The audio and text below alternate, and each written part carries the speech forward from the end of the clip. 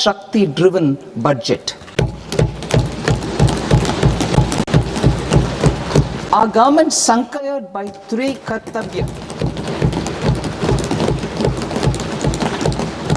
Our first kartavya is to accelerate and sustain economic growth by enhancing productivity and competitiveness and building resilience to volatile global dynamics. Our second kartavya is to fulfill aspirations of our people and build their capacity, making them strong partners in India's path to prosperity. Our third kartavya, aligned with our vision of Sabka Saath, Sabka Vikas, is to ensure that every family, community, region, and sector has access to resources, amenities, and opportunities for meaningful participation. This threefold approach requires a supportive ecosystem. The first requirement is to sustain the momentum of structural reforms, continuous, adaptive, and forward-looking. Second, a robust and resilient financial sector is central to mobilizing savings, allocating capital efficiently, and managing risks.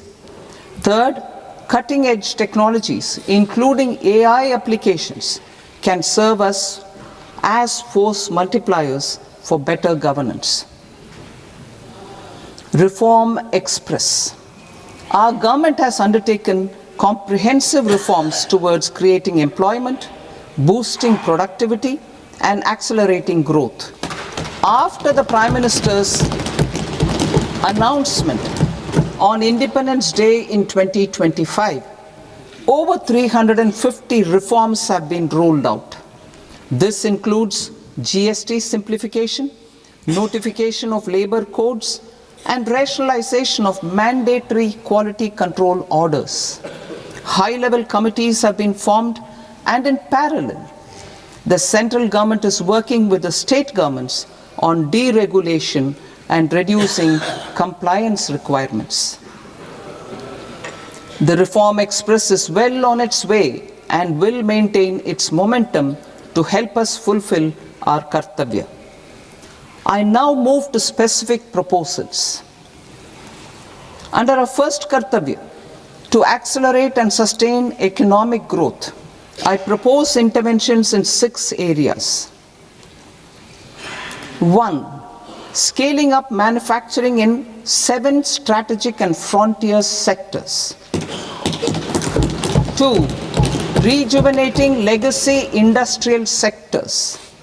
3. Creating champion MSMEs. 4. Delivering a powerful push for infrastructure. 5. Ensuring long-term security and stability. And 6. Developing city economic regions. Scaling up of manufacturing in 7 strategic and frontier sectors. Biopharma Shakti, meaning biopharma strategy for health advancement through knowledge, technology, and innovation. India's disease burden is observed to be shifting towards non-communicable diseases like diabetes, cancer, and autoimmune disorders. Biologic medicines are key to longevity and quality of life at affordable costs. To develop India as a global biopharma manufacturing hub,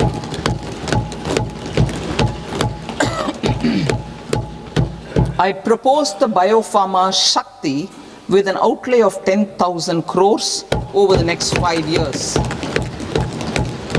This will build the ecosystem for domestic production of biologics and biosimilars. The strategy will include a biopharma-focused network with 3 new national institutes of pharmaceutical education and research, popularly known as NIPERs, and upgrading 7 existing ones.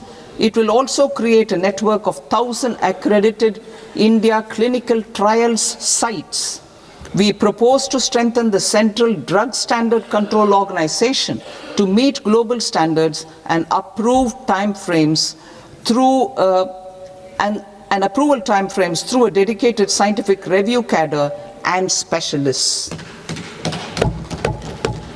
India's Semiconductor Mission 1.0 expanded India's semiconductor sector capabilities.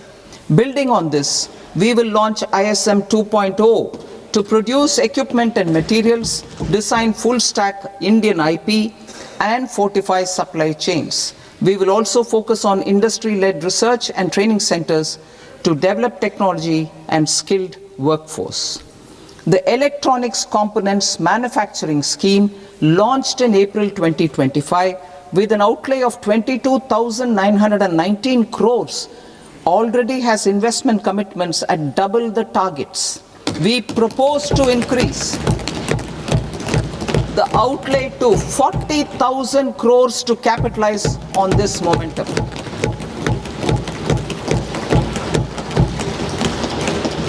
A scheme for rare earth permanent magnets was launched in 2025 November. We now propose to support the mineral-rich states of Odisha, Kerala, Andhra Pradesh and Tamil Nadu to establish dedicated rare earth corridors to promote mining, processing, research and manufacturing. To enhance domestic chemical production and reduce import dependency, we will launch a scheme to support states in establishing 3 dedicated chemical parks through challenge route on a cluster-based plug-and-play model. Strong capital goods.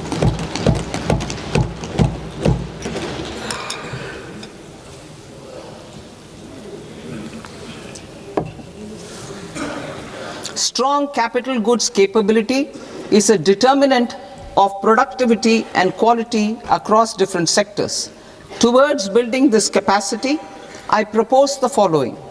High-tech tool rooms will be established by central public sector enterprises at 2 locations as digitally enabled automated service bureaus that locally design, test and manufacture high-precision components at scale and at lower cost. 2.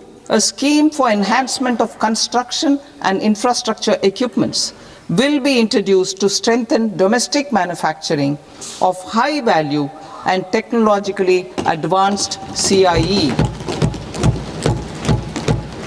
This can range from lifts in a multi-storied apartment or firefighting equipment in multiplexes, large or small, and to tunnel boring equipments for building metros and high-altitude roads. I also propose a scheme for container manufacturing to create a globally competitive container manufacturing ecosystem with a budgetary allocation of 10,000 crores over a 5-year period. For the labor-intensive textile sector, I propose an integrated program with 5 subparts. 1. The National Fiber Scheme for self-reliance in natural fibers, such as silk, wool and jute, man-made fibers, and new age fibers. Textile expansion and employment scheme to modernize traditional clusters with capital support for machinery, technology upgradation, and common testing and certification centers. 3. The National Handloom and Handicraft Program to integrate and strengthen existing schemes and ensure targeted support for weavers and artisans. Tex Eco Initiative to promote globally competitive and sustainable textiles and apparels. Samarth 2.0 to modernize the upgrade the textile skilling ecosystem through collaboration with industry and academic institutions. Further, I propose to set up mega textile parks in challenge mode. They can also focus on bringing value addition to technical textiles. I propose to launch the Mahatma Gandhi Gram Swaraj initiative to strengthen khadi, handloom and handicrafts. This will help in global market linkage and branding. It will streamline and support training, skilling, quality of process and production. This will benefit our weavers, village industries, one district, one product ODOP initiative, and also our rural youth. India has the potential to emerge as a global hub for high quality, affordable sports goods. I propose a dedicated initiative for sports goods that will promote manufacturing, research, and innovation in equipment design as well as material sciences. Rejuvenation of legacy industrial clusters. I propose to introduce a scheme to revive 200 legacy industrial clusters to improve their cost competitiveness and efficiency through infrastructure and technology upgradation. Creating champion SMEs and supporting micro enterprises. Recognizing MSMEs as a vital engine of growth, I propose a three-pronged approach to help them grow as champions. Equity support. I propose to introduce a dedicated 10,000 crores SME growth fund to create future champions, incentivizing enterprises based on select criteria. I also propose to top up the Self-Reliant India Fund set up in 2021 with 2,000 crores to continue support to micro enterprises and maintain their access to risk capital. Liquidity support. With TREDS, more than 7 lakh crore has been made available to MSMEs. To leverage its full potential, I propose 4 measures. 1. Mandate TREDS as the transaction settlement platform for all purchases from MSMEs by CPSEs, serving as a benchmark for other corporates. 2. Introduce a credit guarantee support mechanism through CGT-MSE for invoice discounting on TREDS platform. 3. Link GEM with TREDS for sharing information with financiers about government purchases from MSMEs, encouraging cheaper and quicker financing. 4. Introduce TREDS receivables as asset-backed securities, helping develop a secondary market, enhancing liquidity and settlement of transactions. Professional support. Government will facilitate professional institutions such as the ICAI, ICSI, ICMAI to design short-term modular courses and practical tools to develop a cadre of corporate mitras, especially in Tier 2 and Tier 3 towns. These accredited para-professionals will help MSMEs meet compliance requirements at affordable costs. Infrastructure. During this past decade, our government has undertaken several initiatives for large-scale enhancement of public infrastructure, including through new financing instruments such as Infrastructure Investment Trust (InvITs) and Real Estate Investment Trust (REITs), and institutions like NIIF and NABFID. We shall continue to focus on developing infrastructure in cities with over 5 lakh population, that is Tier 2, Tier 3 cities, which have expanded to become growth centers. Public capital expenditure has increased manifold from 2 lakh crore in 2014-15 to an allocation of 11.2 lakh crore in BE 25-26. In this coming year, that is financial year 2026-27, I propose to increase it to 12.2 lakh crores to continue the momentum. To strengthen the confidence of private developers regarding risks during infrastructure development and construction phase, I propose to set up an infrastructure risk guarantee fund to provide prudentially calibrated partial credit guarantee to lenders. Over the years, RIGHTS have emerged as a successful instrument for asset monetization. I propose to accelerate recycling of significant real estate assets of the CPSEs through the setting up of dedicated RIGHTS.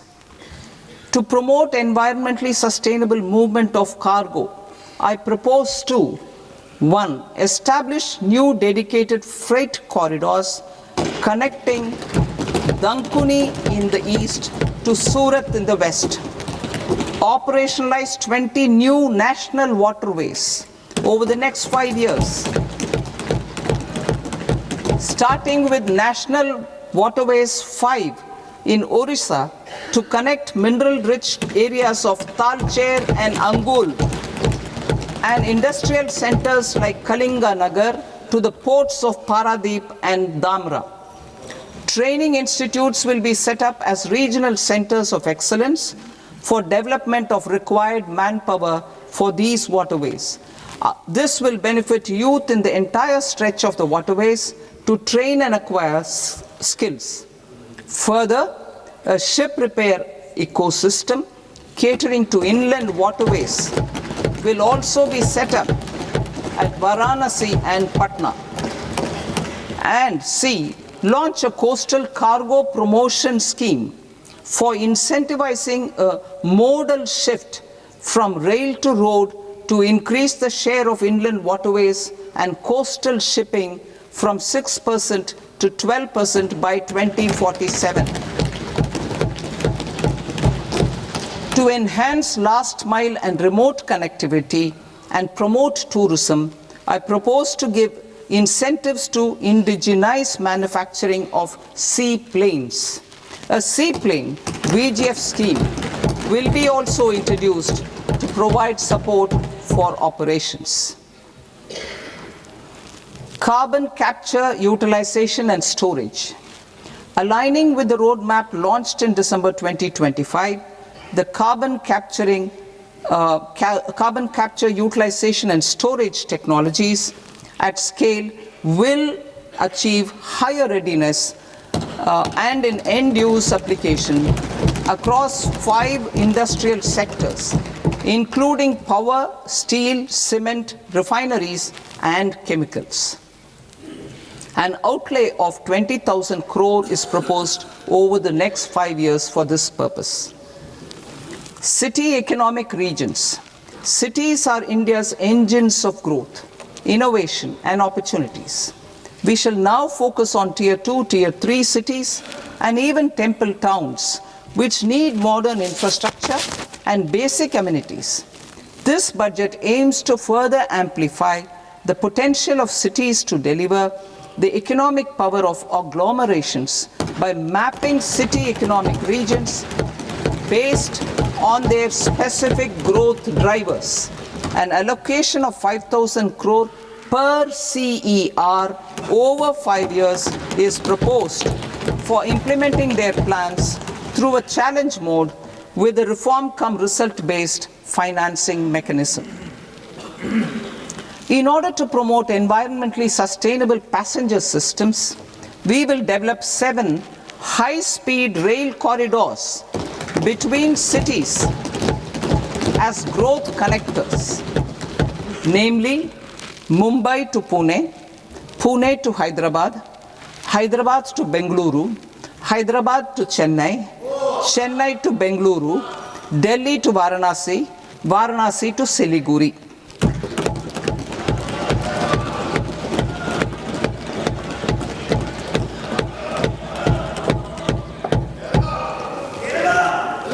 Financial sector.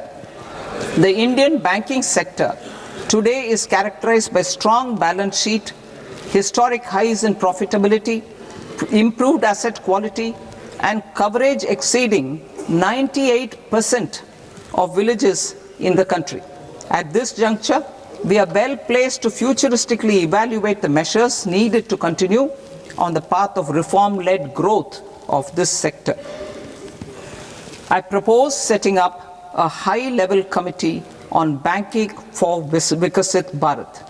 High-level committee on banking for Vikasit Bharat to comprehensively review the sector and align it with India's next phase of growth, while safeguarding financial stability, inclusion, and consumer protection. The vision for NBFCs for Vikasit Bharat has been outlined with clear targets for credit disbursement and technology adoption in order to achieve scale and improve efficiency in the public sector NBFCs. As a first step, it is proposed to restructure the Power Finance Corporation and Rural Electrification Corporation. I propose a comprehensive review of the foreign exchange management non-debt instruments rules to create a more contemporary, user-friendly framework for foreign investments consistent with India's evolving economic priorities. Corporate bond market. I propose to introduce a market-making framework with suitable access to funds and derivatives on corporate bond indices. I also propose to introduce total return swaps on corporate bonds. Municipal bonds. To encourage the issuance of municipal bonds of higher value by larger cities, I propose an incentive of 100 crore rupees for a single bond issuance. 100 crore rupees for a single bond issuance of more than 1,000 crore. The current scheme under Amrit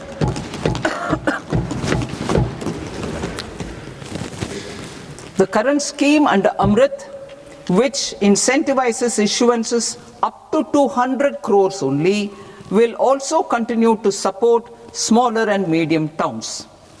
That will also continue to support the smaller and medium towns.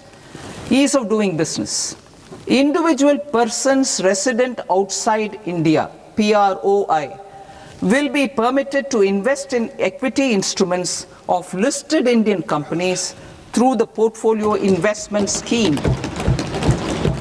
It is also proposed to increase the investment limit for an individual PROI under the scheme from 5% to 10%, with an overall investment limit for all individual PROIs to 24% from the current 10%.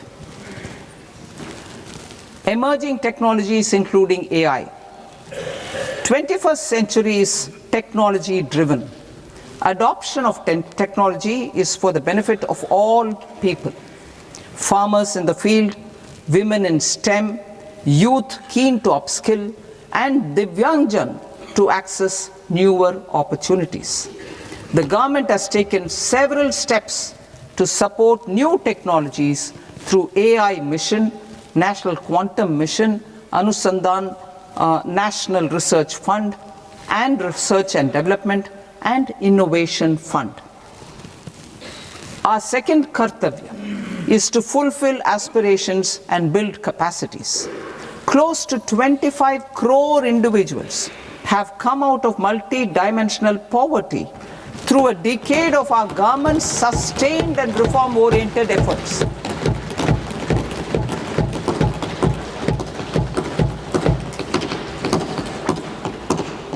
Our government has therefore decided to place a renewed emphasis on the service sector to provide a pathway to fulfilling aspirations of a youthful India with the following measures. I propose to set up a high-powered Education to Employment and Enterprises Standing Committee to recommend measures that focus on services sector as a core driver of Vikasit Bharat. This will make us a global leader in services with a 10% global share by 2047. The committee will prioritize areas to optimize the potential for growth, employment, and exports. They will also assess the impact of emerging technologies, including AI, on jobs and skill requirements and propose measures thereof. To create a range of skilled career pathways, a new range of skilled career pathways for our youth, I propose interventions in the following sectors. Health. Existing institutions for allied health professionals will be upgraded and new AHP institutions established in private and government sectors. This will cover 10 selected disciplines, including optometry, radiology, anesthesia, OT technology, applied psychology and behavioral health, and add 1 lakh AHPs over the next 5 years. A strong care system covering geriatric and allied care services will be built. A variety of NSQF aligned programs will be developed to train multi-skilled caregivers, combining core care and allied skills such as wellness, yoga, and operation of medical assistive devices. In the coming year, 1.5 lakh caregivers will be trained.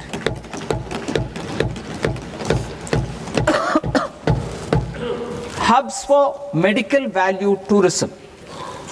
To promote India as a hub for medical tourism services, I propose to launch a scheme to support states in establishing 5 regional medical hubs in partnership with the private sector.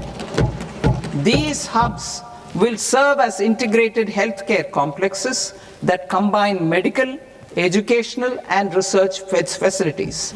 They will have Ayush centers, medical value tourism facilitation centers, and infrastructure for diagnostics, post-care, and rehabilitation. These hubs will provide diverse opportunities, job opportunities for health professionals, including doctors and AHPs. Ancient Indian yoga, already respected in several parts of the world, was given a mass global recognition when Honorable Prime Minister took it to the UN. Post-COVID, Ayurveda gained a similar global acceptance and recognition. Exporting quality Ayurveda products helps farmers who grow the herbs and youth who process the products. To meet growing global demand, a few more steps are being taken. I propose to 1. Set up 3 new All India Institutes of Ayurveda. 2. Upgrade Ayush pharmacies and drug testing labs for higher standards of certification ecosystem and make available more skilled personnel. 3. Upgrade the WHO Global Traditional Medicine Center in Jamnagar to bolster evidence-based research, training, and awareness for traditional medicine. Animal husbandry.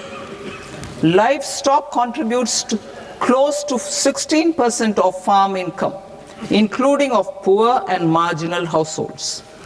To scale up availability of veterinary professionals by more than 20,000, I propose to roll out a loan-linked capital subsidy support scheme for establishment of veterinary and para-veterinary colleges, veterinary hospitals, diagnostic laboratories, and breeding facilities in private sector. Collaboration between Indian and foreign institutions will also be facilitated. Orange economy. India's animation, visual effects, gaming and comics sector, AVGC sector, is a growing industry projected to require 2 million professionals by 2030. I propose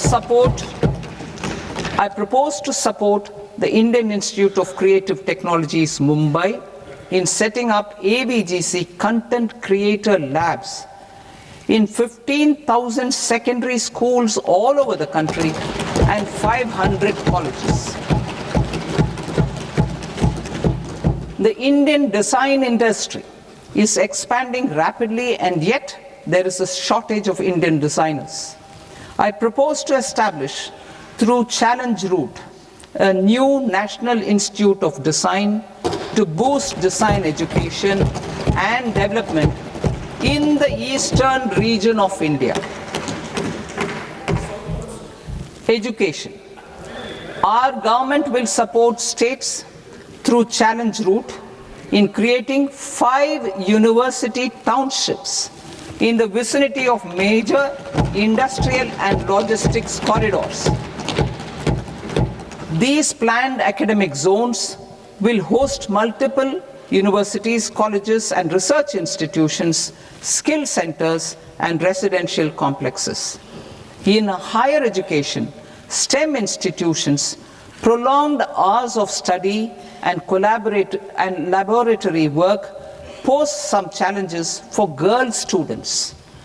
Through VGF, Viability Gap Funding and capital support, one girls' hostel will be established in every district.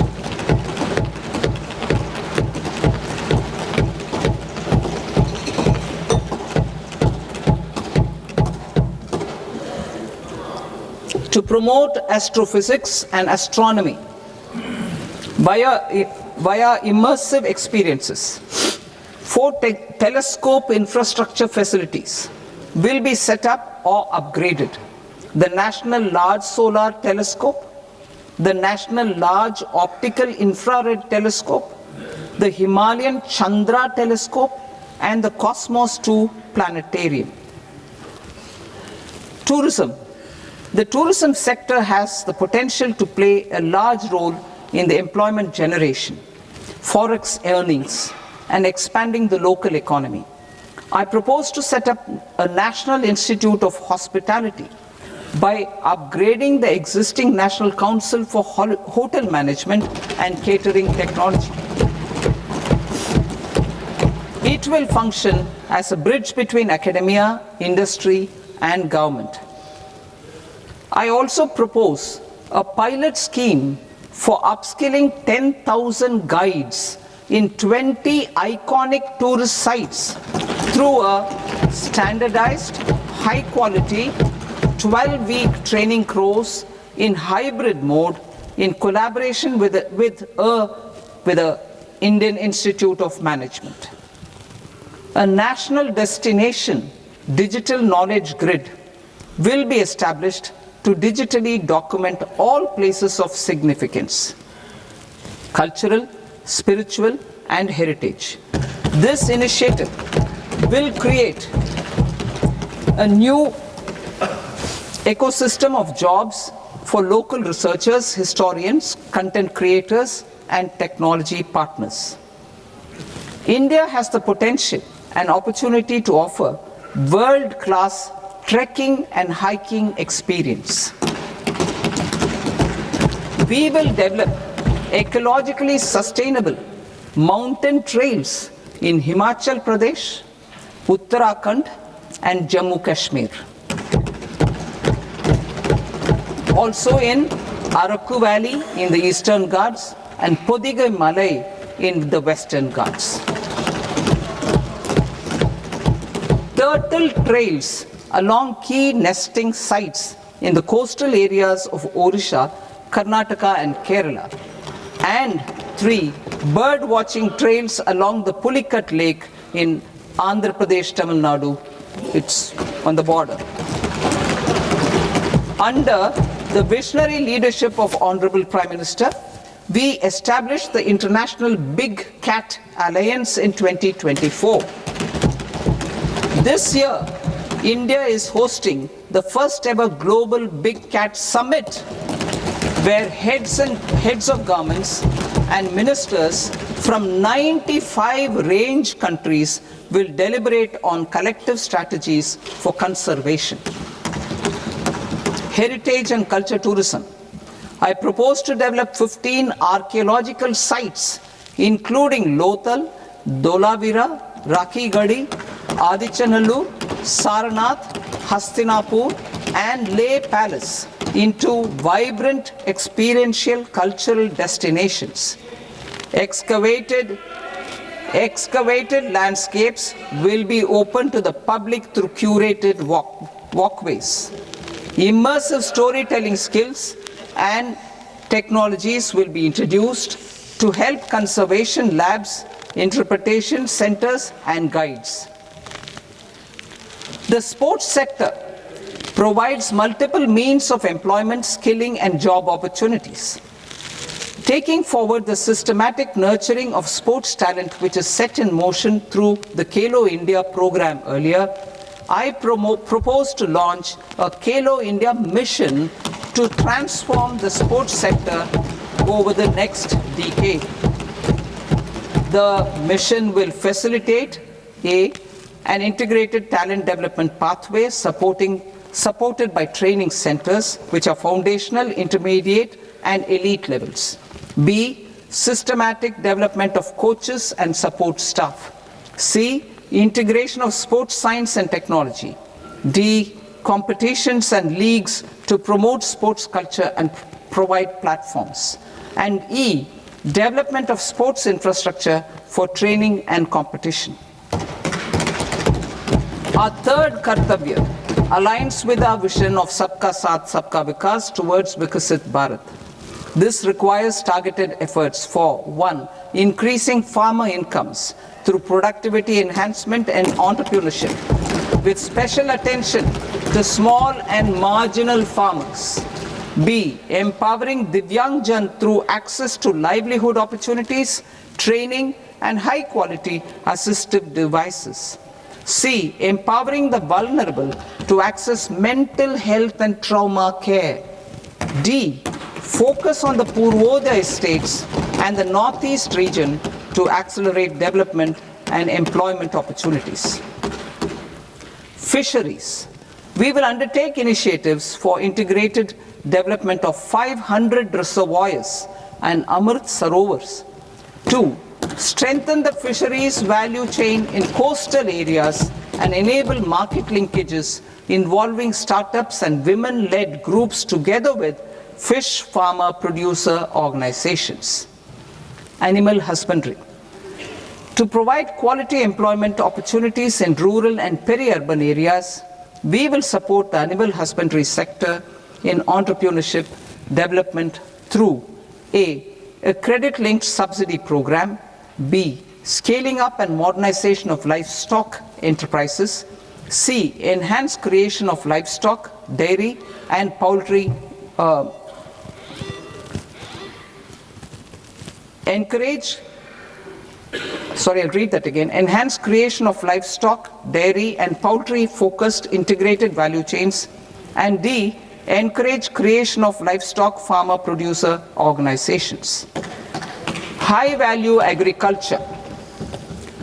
To diversify farm outputs, increase productivity, enhance farmers' incomes, and create new employment opportunities, we will support high-value crops such as coconut, sandalwood, cocoa, cashew in the coastal areas, agar trees in Northeast, and nuts such as almonds, walnuts, and pine nuts in our hilly regions. These, all of them, will be supported. India is the world's largest producer of coconuts. About 30 million people, including nearly 10 million farmers, depend on coconuts for their livelihood. To further enhance competitiveness in coconut production, I propose a coconut promotion scheme to increase production and enhance productivity through various interventions, including replacing and non-productive trees with new saplings or plants or varieties in major coconut growing states. A dedicated program is proposed for Indian cashew and cocoa to make India self-reliant in raw cashew and coconut production and processing, enhance export competitiveness, and transform Indian cashew and Indian cocoa into premium global brands by 2030. Sandalwood. Sandalwood is closely linked to India's social and cultural heritage. Our government will partner with state governments to promote focused cultivation and post-harvest processing to restore the glory of the Indian sandalwood ecosystem, to rejuvenate old, low-yielding orchards, and expand high-density cultivation of walnuts, almonds, and pine nuts. We will support a dedicated program to enhance farmer incomes and in bringing value addition by engaging youth. Bharat Vistar, that is virtually integrated system to access agricultural resources. I propose to launch Bharat Vistar, a multilingual AI tool that shall integrate the AgriStack portals and the ICAR package on agricultural practices with AI systems. This will enhance farm productivity, enable better decisions for farmers, and reduce risk by providing customized advisory support. She Marts for rural women-led enterprises. Building on the success of Lakpati Didi program, I propose to help women take the next step from credit-linked livelihoods to being owners of enterprises. Self-help entrepreneur, She Marts will be set up as community-owned retail outlets within the cluster-level federations through enhanced and innovative financing instruments. Empowering Divyangjan. Divyangjan Kaushal Yojana.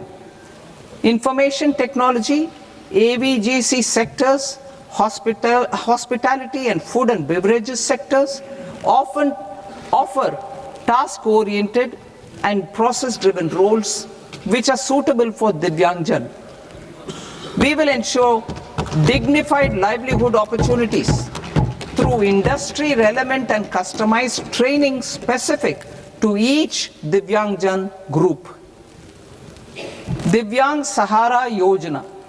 Timely access to high-quality assistive devices for all eligible Divyangjan is a fundamental need. I propose to 1. Support the Artificial Limbs Manufacturing Corporation of India, ALIMCO, to set up and to scale up production of assistive devices, invest in R&D and AI integration, strengthen PM Divyasha Kendras, and support setting up of assistive technology marts as modern retail style centers where Divyangjan and senior citizens can see, try and purchase assistive products. Reaffirming our commitment to mental health and trauma care. There are no national institutes for mental health care in North India. We will therefore set up a NIMHANS 2 and also upgrade national mental health institutes in Ranchi and in Tezpur as regional apex institutions. Emergencies expose families, particularly the poor and vulnerable, to unexpected expenditure. We will strengthen and increase these capacities by 50% in district hospitals by establishing emergency and trauma care centers. Focus on Purvodaya states and northeastern regions. Purvodaya, I propose the development of an integrated East Coast industrial corridor with a well-connected node at Durgapur, creation of 5 tourism destinations in 5 Purvodaya states, and the provision of 4,000 e-buses. Buddhist sites in northeastern region. The northeastern region is a civilizational confluence of Theravada and Mahayana or Vajrayana traditions.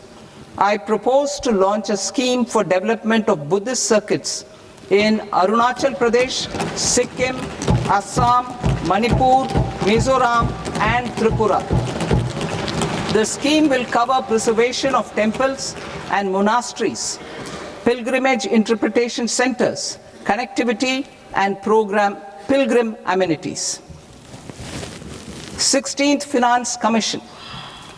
On 17th November 2025, the 16th Finance Commission submitted its report to the President. As mandated under Article 281 of the Constitution, the government is to lay the report along with the explanatory memorandum on the action taken report on the recommendations of the Commission in Parliament, which, Sir, Honourable Speaker, you've allowed me to do at the commencement of this session.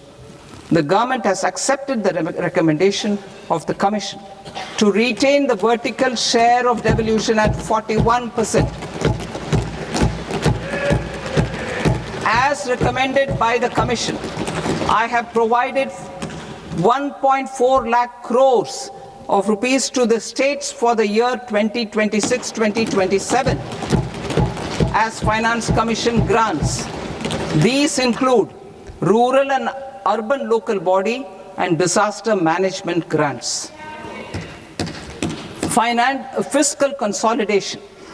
Government has been delivering on our fiscal commitments consistently without compromising on social needs. To strive towards accepted standards of fiscal management in Budget 25-26, I had indicated that the central government would target reaching a debt to GDP ratio of 50 plus or minus 1% by 2030-31. In line with this, the debt to GDP ratio is estimated to be 55.6% of GDP in BE 26-27, compared to 56.1% of GDP in RE 25-26. A declining debt to GDP ratio will gradually free up resources for priority sector lending and expenditure by reducing the outgo on interest payments. One of the main operational instruments for debt targeting is the fiscal deficit. I am happy to inform this august House that I fulfilled my commitment made in 2021-2022 to reduce fiscal deficit below 4.5% of GDP by 25-26. In RE 25-26, the fiscal deficit has been estimated at par with BE of 2025-26 at 4.4% of GDP. In line with the new fiscal prudence path of debt consolidation, the fiscal deficit in BE 26-27 is estimated to be 4.3% of the GDP.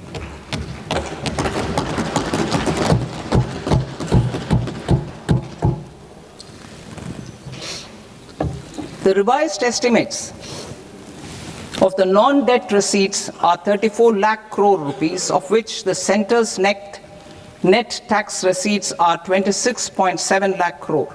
The revised estimate of the total expenditure is 49.6 lakh crore rupees, of which the capital expenditure is about 11 lakh crores. Budget estimates 2026 to 2027. Coming to 26-27, the non-debt receipts and the total expenditure are estimated as 36.5 lakh crore and 53.5 lakh crore respectively. The centre's net tax receipts are estimated at 28.7 lakh crore rupees. To finance the fiscal deficit, the net market borrowings from dated securities are estimated at 11.7 lakh crore rupees. The balance financing is expected to come from small savings and other sources. The gross market borrowings are estimated at 17.2 lakh crore rupees. I'll now move to Part B. Part B, direct taxes.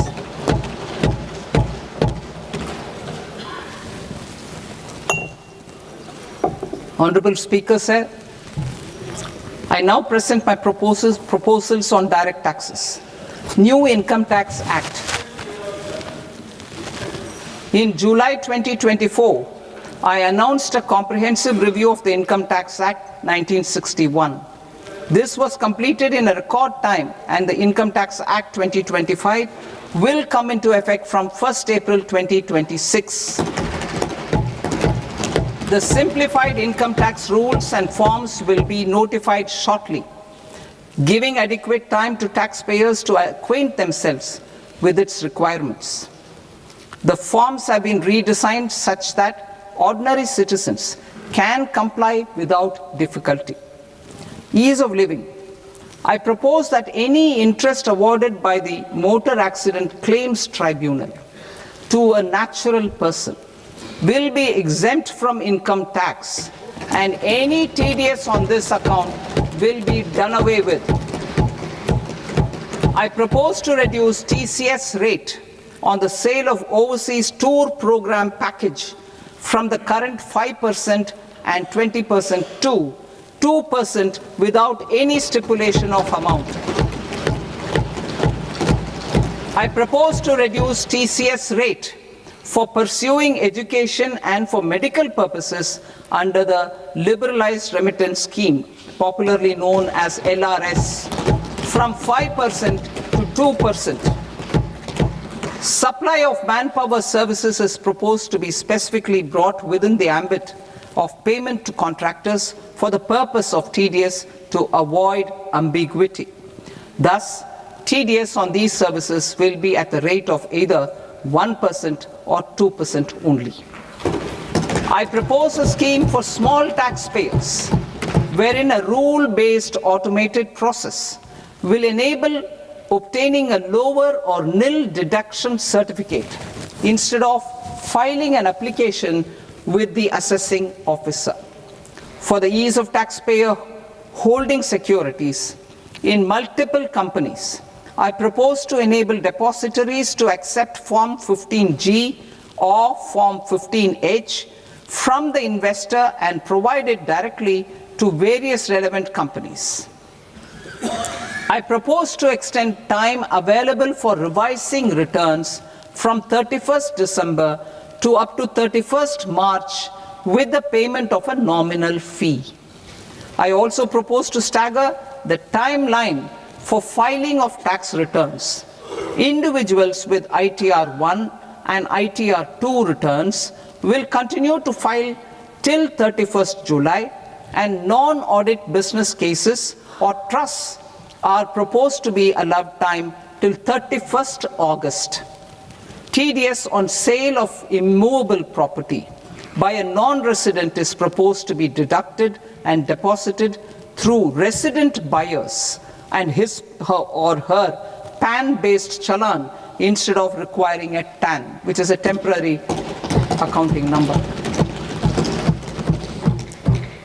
To address practical issues of small taxpayers like students, young professionals, tech employees, relocated NRIs, and such others, I propose to introduce a one-time 6-month foreign asset disclosure scheme for these taxpayers to disclose income or assets below a certain size. This scheme would be applicable for two categories of taxpayers, namely A, who did not disclose their overseas income or assets, and B, who disclosed their overseas income and or paid due tax but could not declare the asset acquired. For category A, the limit of undisclosed income or asset is proposed to be up to 1 crore rupees. they need to pay 30% of fair market value of asset or 30% of undisclosed income as tax and 30% as additional income tax in lieu of penalty and would thereby get immunity from prosecution. For category B, asset value is proposed to be up to 5 crore rupees. Here, immunity from both penalty and prosecution will be available with a payment of fee of 1 lakh rupees. Rationalizing penalty and prosecution. Multiplicity of proceedings are hindrance to the ease of doing business. I propose to integrate assessment and penalty proceedings by way of a common order for both. There will be no interest liability on the taxpayer on the penalty amount for the period of appeal before the first appellate authority, irrespective of the outcome of appeal process. Further, quantum of prepayment is being reduced from 20% to 10% and will continue to be calculated only on core tax demand. As an additional measure for reducing litigation, I propose to allow taxpayers to update their returns even after reassessment proceedings have been initiated and an additional 10% tax rate over and above the rate applicable for the relevant year. The assessing officer will then use only this updated return in his proceedings. There is already a framework for immunity from penalty and prosecution in the cases of underreporting. I propose to apply this framework for immunity to misreporting too.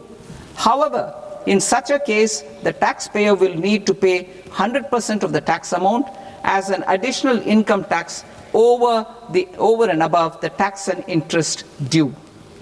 Penalties for certain technical defaults, such as failure to get accounts audited, non-furnishing of transfer pricing audit report, and default in furnishing statement for financial transactions are proposed to be converted into fee.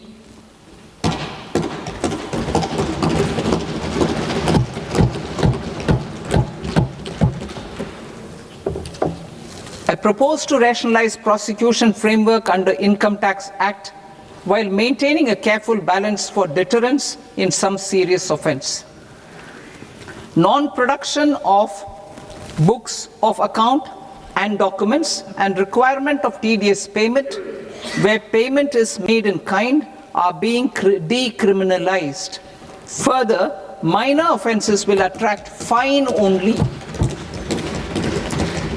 The remaining prosecutions will be graded commensurate with the quantum of offence. They will entail only simple imprisonment with maximum imprisonment reduced to 2 years and power to courts to convert even those into fines. There is no penalty.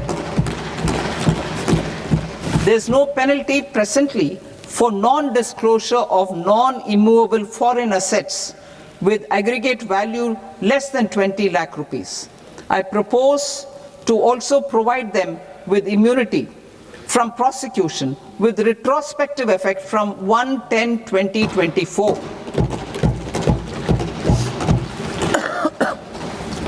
Cooperatives.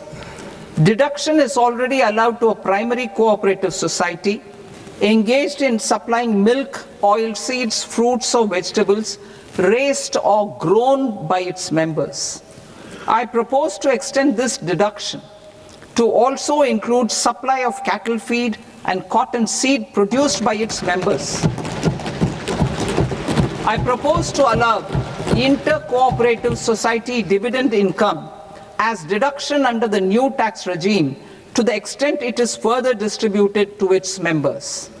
I further propose to allow exemption for a period of 3 years to dividend income received by a notified national cooperative federation on their investments made in companies up to 31/1/2026.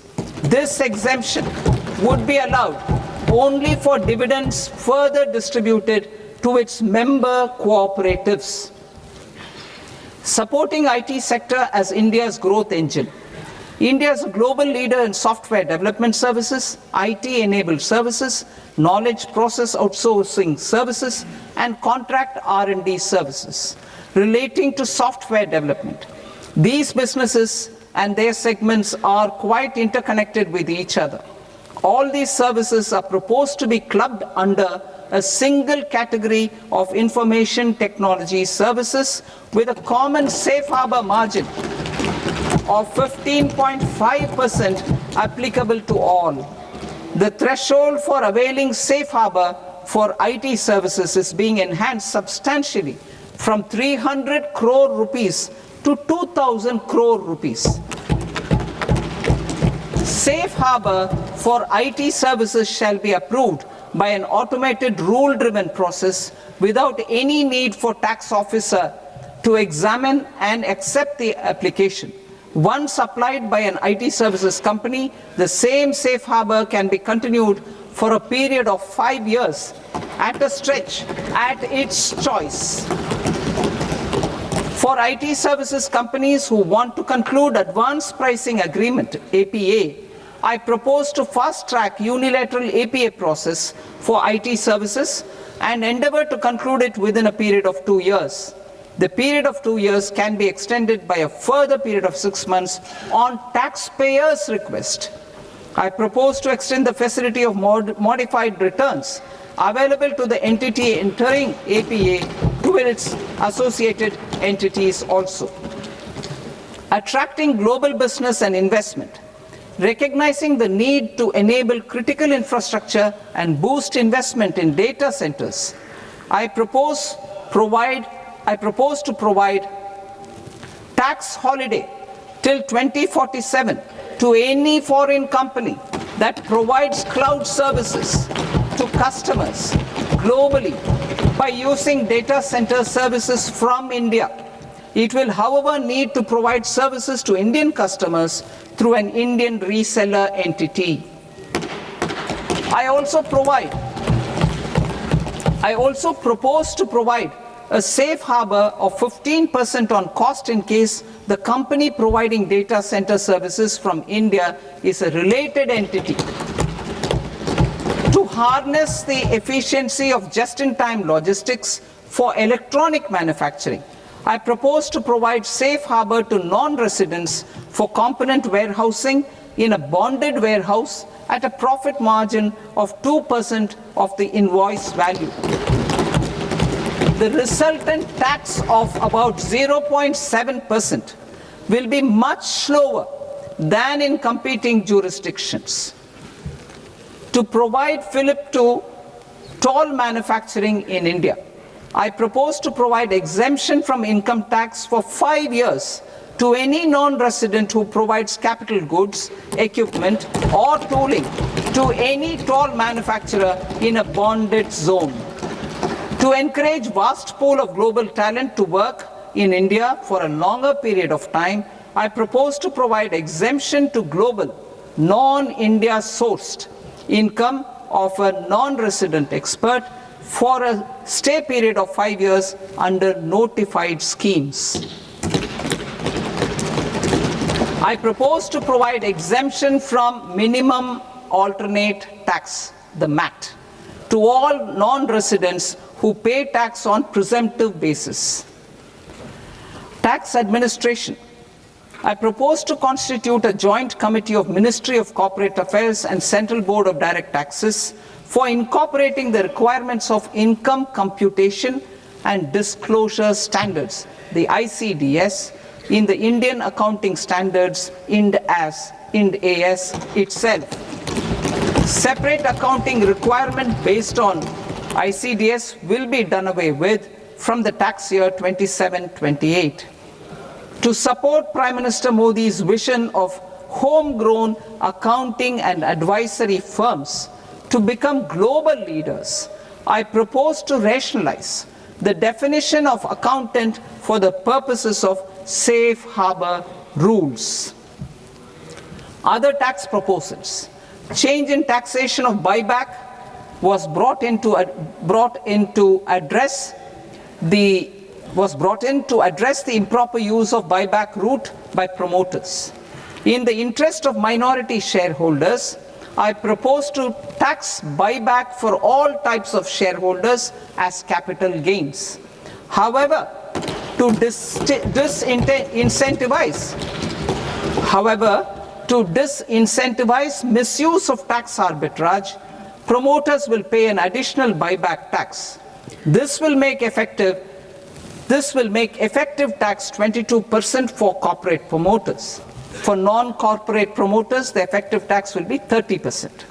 TCS rate for sellers of specific goods, namely alcoholic liquor, scrap, and minerals, will be rationalized to 2%, and that on tendu leaves will be reduced from 5% to 2%. I propose to raise the STT on futures to 0.05% from the present 0.02%. STT on options premium and exercise of options are both proposed to be raised to 0.15% from the present rate of 0.1% and 0.125% respectively. We reformed the taxation landscape for corporates in 2019 by providing them a simplified regime with lower tax rate so that they could productively focus on business rather than on claim of deductions and exemptions. To encourage companies to shift to the new regime, set-off of brought forward MAT credit, minimum alternate tax credit, is proposed to be allowed to companies only in the new regime. Set-off using available MAT credit is proposed to be allowed to an extent of 1/4 of the tax liability in the new regime. MAT is proposed to be made final tax, so there will be no further credit accumulation from 1st April 2026. In line with this change, the rate of final tax is being reduced to 14% from the current MAT rate of 15%. The brought forward MAT credit of taxpayers accumulated till 30th March 2026 will continue to be available to them for set-off as above. Indirect taxes. I shall now take up proposals related to indirect taxes. My proposals for customs and central excise aim to further simplify the tariff structure, support domestic manufacturing, promote export competitiveness, and correct inversion in duty. To continue weeding out long-continuing customs duty exemptions, I propose to remove certain exemptions on items which are being manufactured in India or where the imports are negligible. Similarly, to further simplify the process of ascertaining the rate of duty applicable on a particular item, I propose to incorporate certain effective rates in various customs notifications to the tariff schedule itself. I shall now take up sector-specific proposals. Promotion of exports of marine, leather, and textile products. I propose to increase the limit for duty-free imports of specified inputs used for processing seafoods for export from the current 1% to 3% of FOB value of the previous year's export turnover. I also propose to allow duty-free imports of specified inputs, which is currently available for exports of leather or synthetic footwear, to exports of shoe uppers as well. I propose to extend the time period for export of final product from the existing 6 months to 1 year for exporters of leather or textile garments, leather or synthetic footwear, and other leather products. Energy transition and security. I propose to extend the basic customs duty exemption given to capital goods used for manufacturing lithium-ion cells for batteries to those used for manufacturing lithium-ion cells for battery energy storage systems also.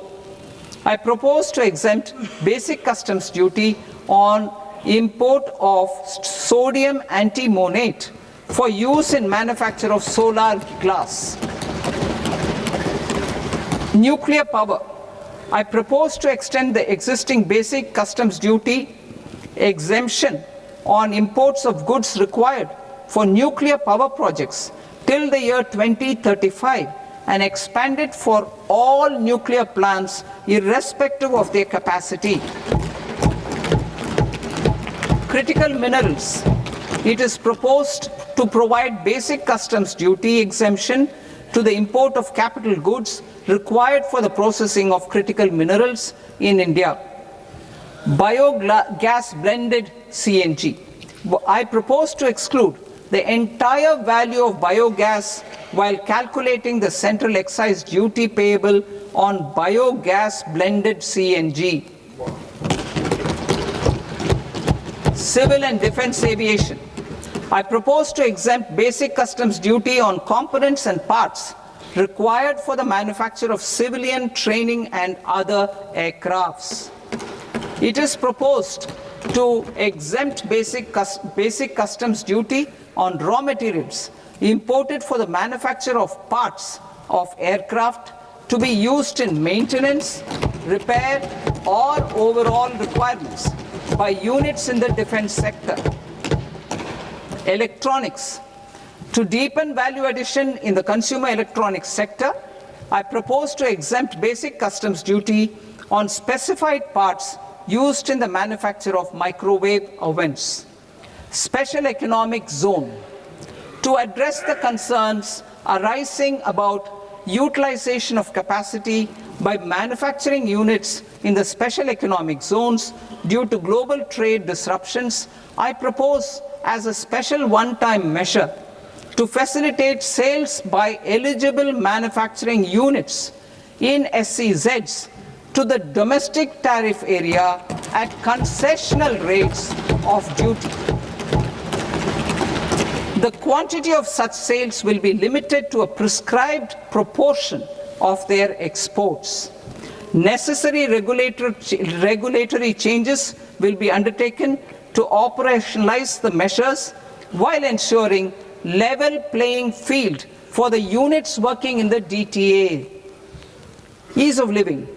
To rationalize the customs duty structure for goods imported for personal use, I propose to reduce the tariff rate on all dutiable goods imported for personal use from 20% to 10%. To provide relief to patients, particularly those suffering from cancer, I propose to exempt basic customs duty on 17 drugs or medicines.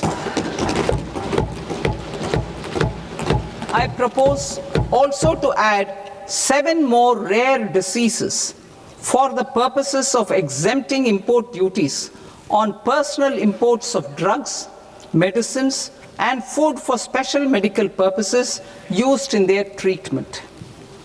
Customs process. India's role and share in the global trade is poised for a major leap in line with our ambition and journey towards Vikasit Bharat. In this regard, I propose many measures for custom processes to have minimal intervention for smoother and faster movement of goods and greater certainty to the trade. Trust-based systems. I propose to enhance duty deferral period for Tier 2 and Tier 3 authorized economic operators, known as AEOs, from 15 days to 30 days. I propose to provide eligible manufacturer importers the same duty deferral facility. This should encourage them to get themselves accredited as a full-fledged Tier 3 AEO in due course. To provide greater certainty and for better business planning, I propose to extend validity period of advance ruling binding on customs from the present 3 years to 5 years. In the spirit of the whole of government approach,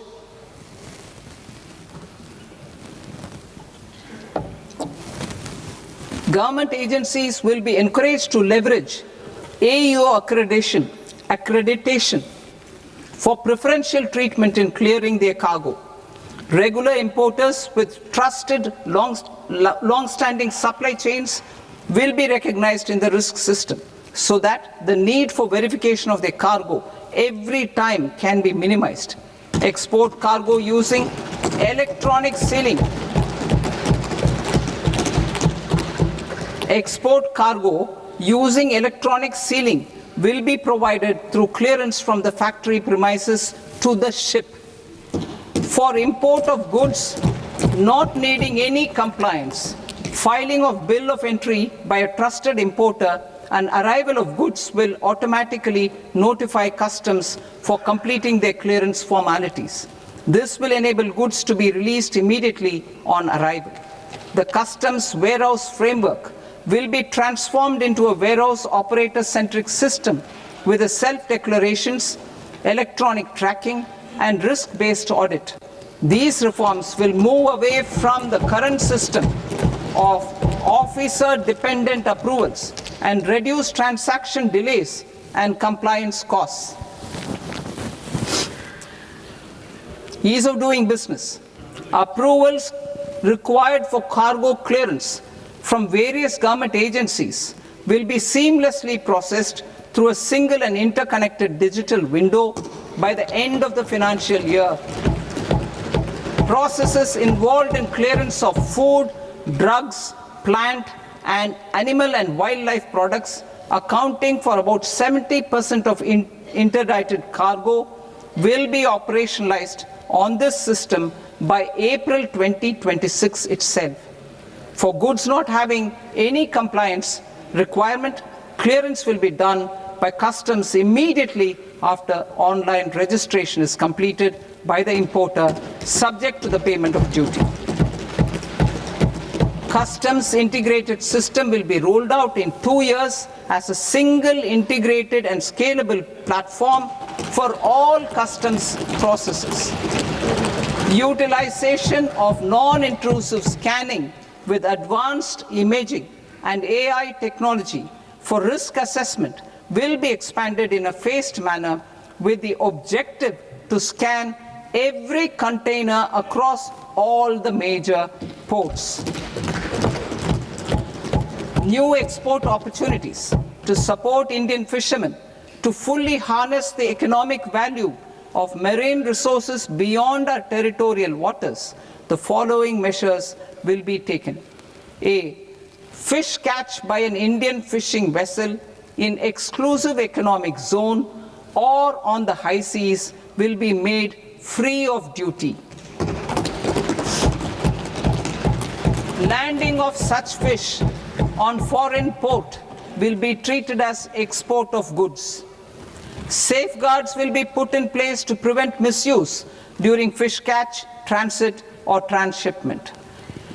To support aspirations of India's small businesses, artisans, and startups to access global markets through e-commerce, I am pleased to announce complete removal of the current value cap of 10 lakh rupees per consignment on courier exports. In addition, handling of rejected and returned consignments will be improved with effective use of technology for identifying such consignments. I propose to revise provisions governing baggage clearance during international travel to address genuine concerns of passengers. The revised rules will enhance duty-free allowances in line with the present-day travel realities and provide clarity in temporary carriage of goods brought in or taken out. There are honest taxpayers who are willing to settle disputes by paying all their dues, but they get deterred due to negative connotation associated with penalty. They will now be able to close cases by paying an additional amount in lieu of penalty. Honorable Speaker, sir, with this, I commend the budget to this august House. Jai Hind.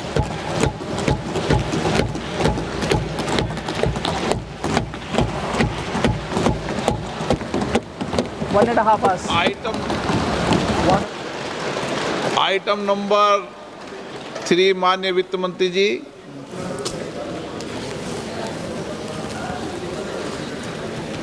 Item number 2, sir. 3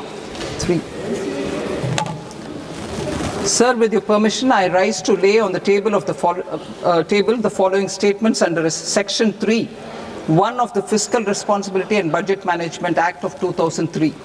Medium-term fiscal policy, fiscal policy strategy statement, and macroeconomic framework statement. Item number 4 माननीय वित्त मंत्री जी। Sir, with your permission, I move for leave to introduce the Finance Bill 2026. प्रश्न ये कि विधेयक को पुनर्स्थापित करने की अनुमति प्रदान की जाए। जो सदस्य इस पक्ष में हाँ गए, जो सदस्य विरोध में ना गए, मेरे विचार में निर्णय हाँ वालों के पक्ष में हाँ वालों के पक्ष में अनुमति प्रदान की जाती है। माननीय मंत्री जी, अब विधेयक पूरे स्थापित करें। Sir, I introduce the bill. माननीय सदस्यगण, आपको सूचित किया जाता है कि माननीय वित्त मंत्री जी के बजट भाषण की कॉपी पब्लिकेशन काउंटर पर ली जाती है। बजट भाषण और बजट से संबंधित दस्तावेज आपके मोबाइल फोन और मेंबर पोर्टल्स पर ही उपलब्ध है। सभा की कार्रवाई कल सोमवार दिनांक 2 फरवरी 2026 को प्राप्त 11 बजे तक के लिए स्थगित की जाती है।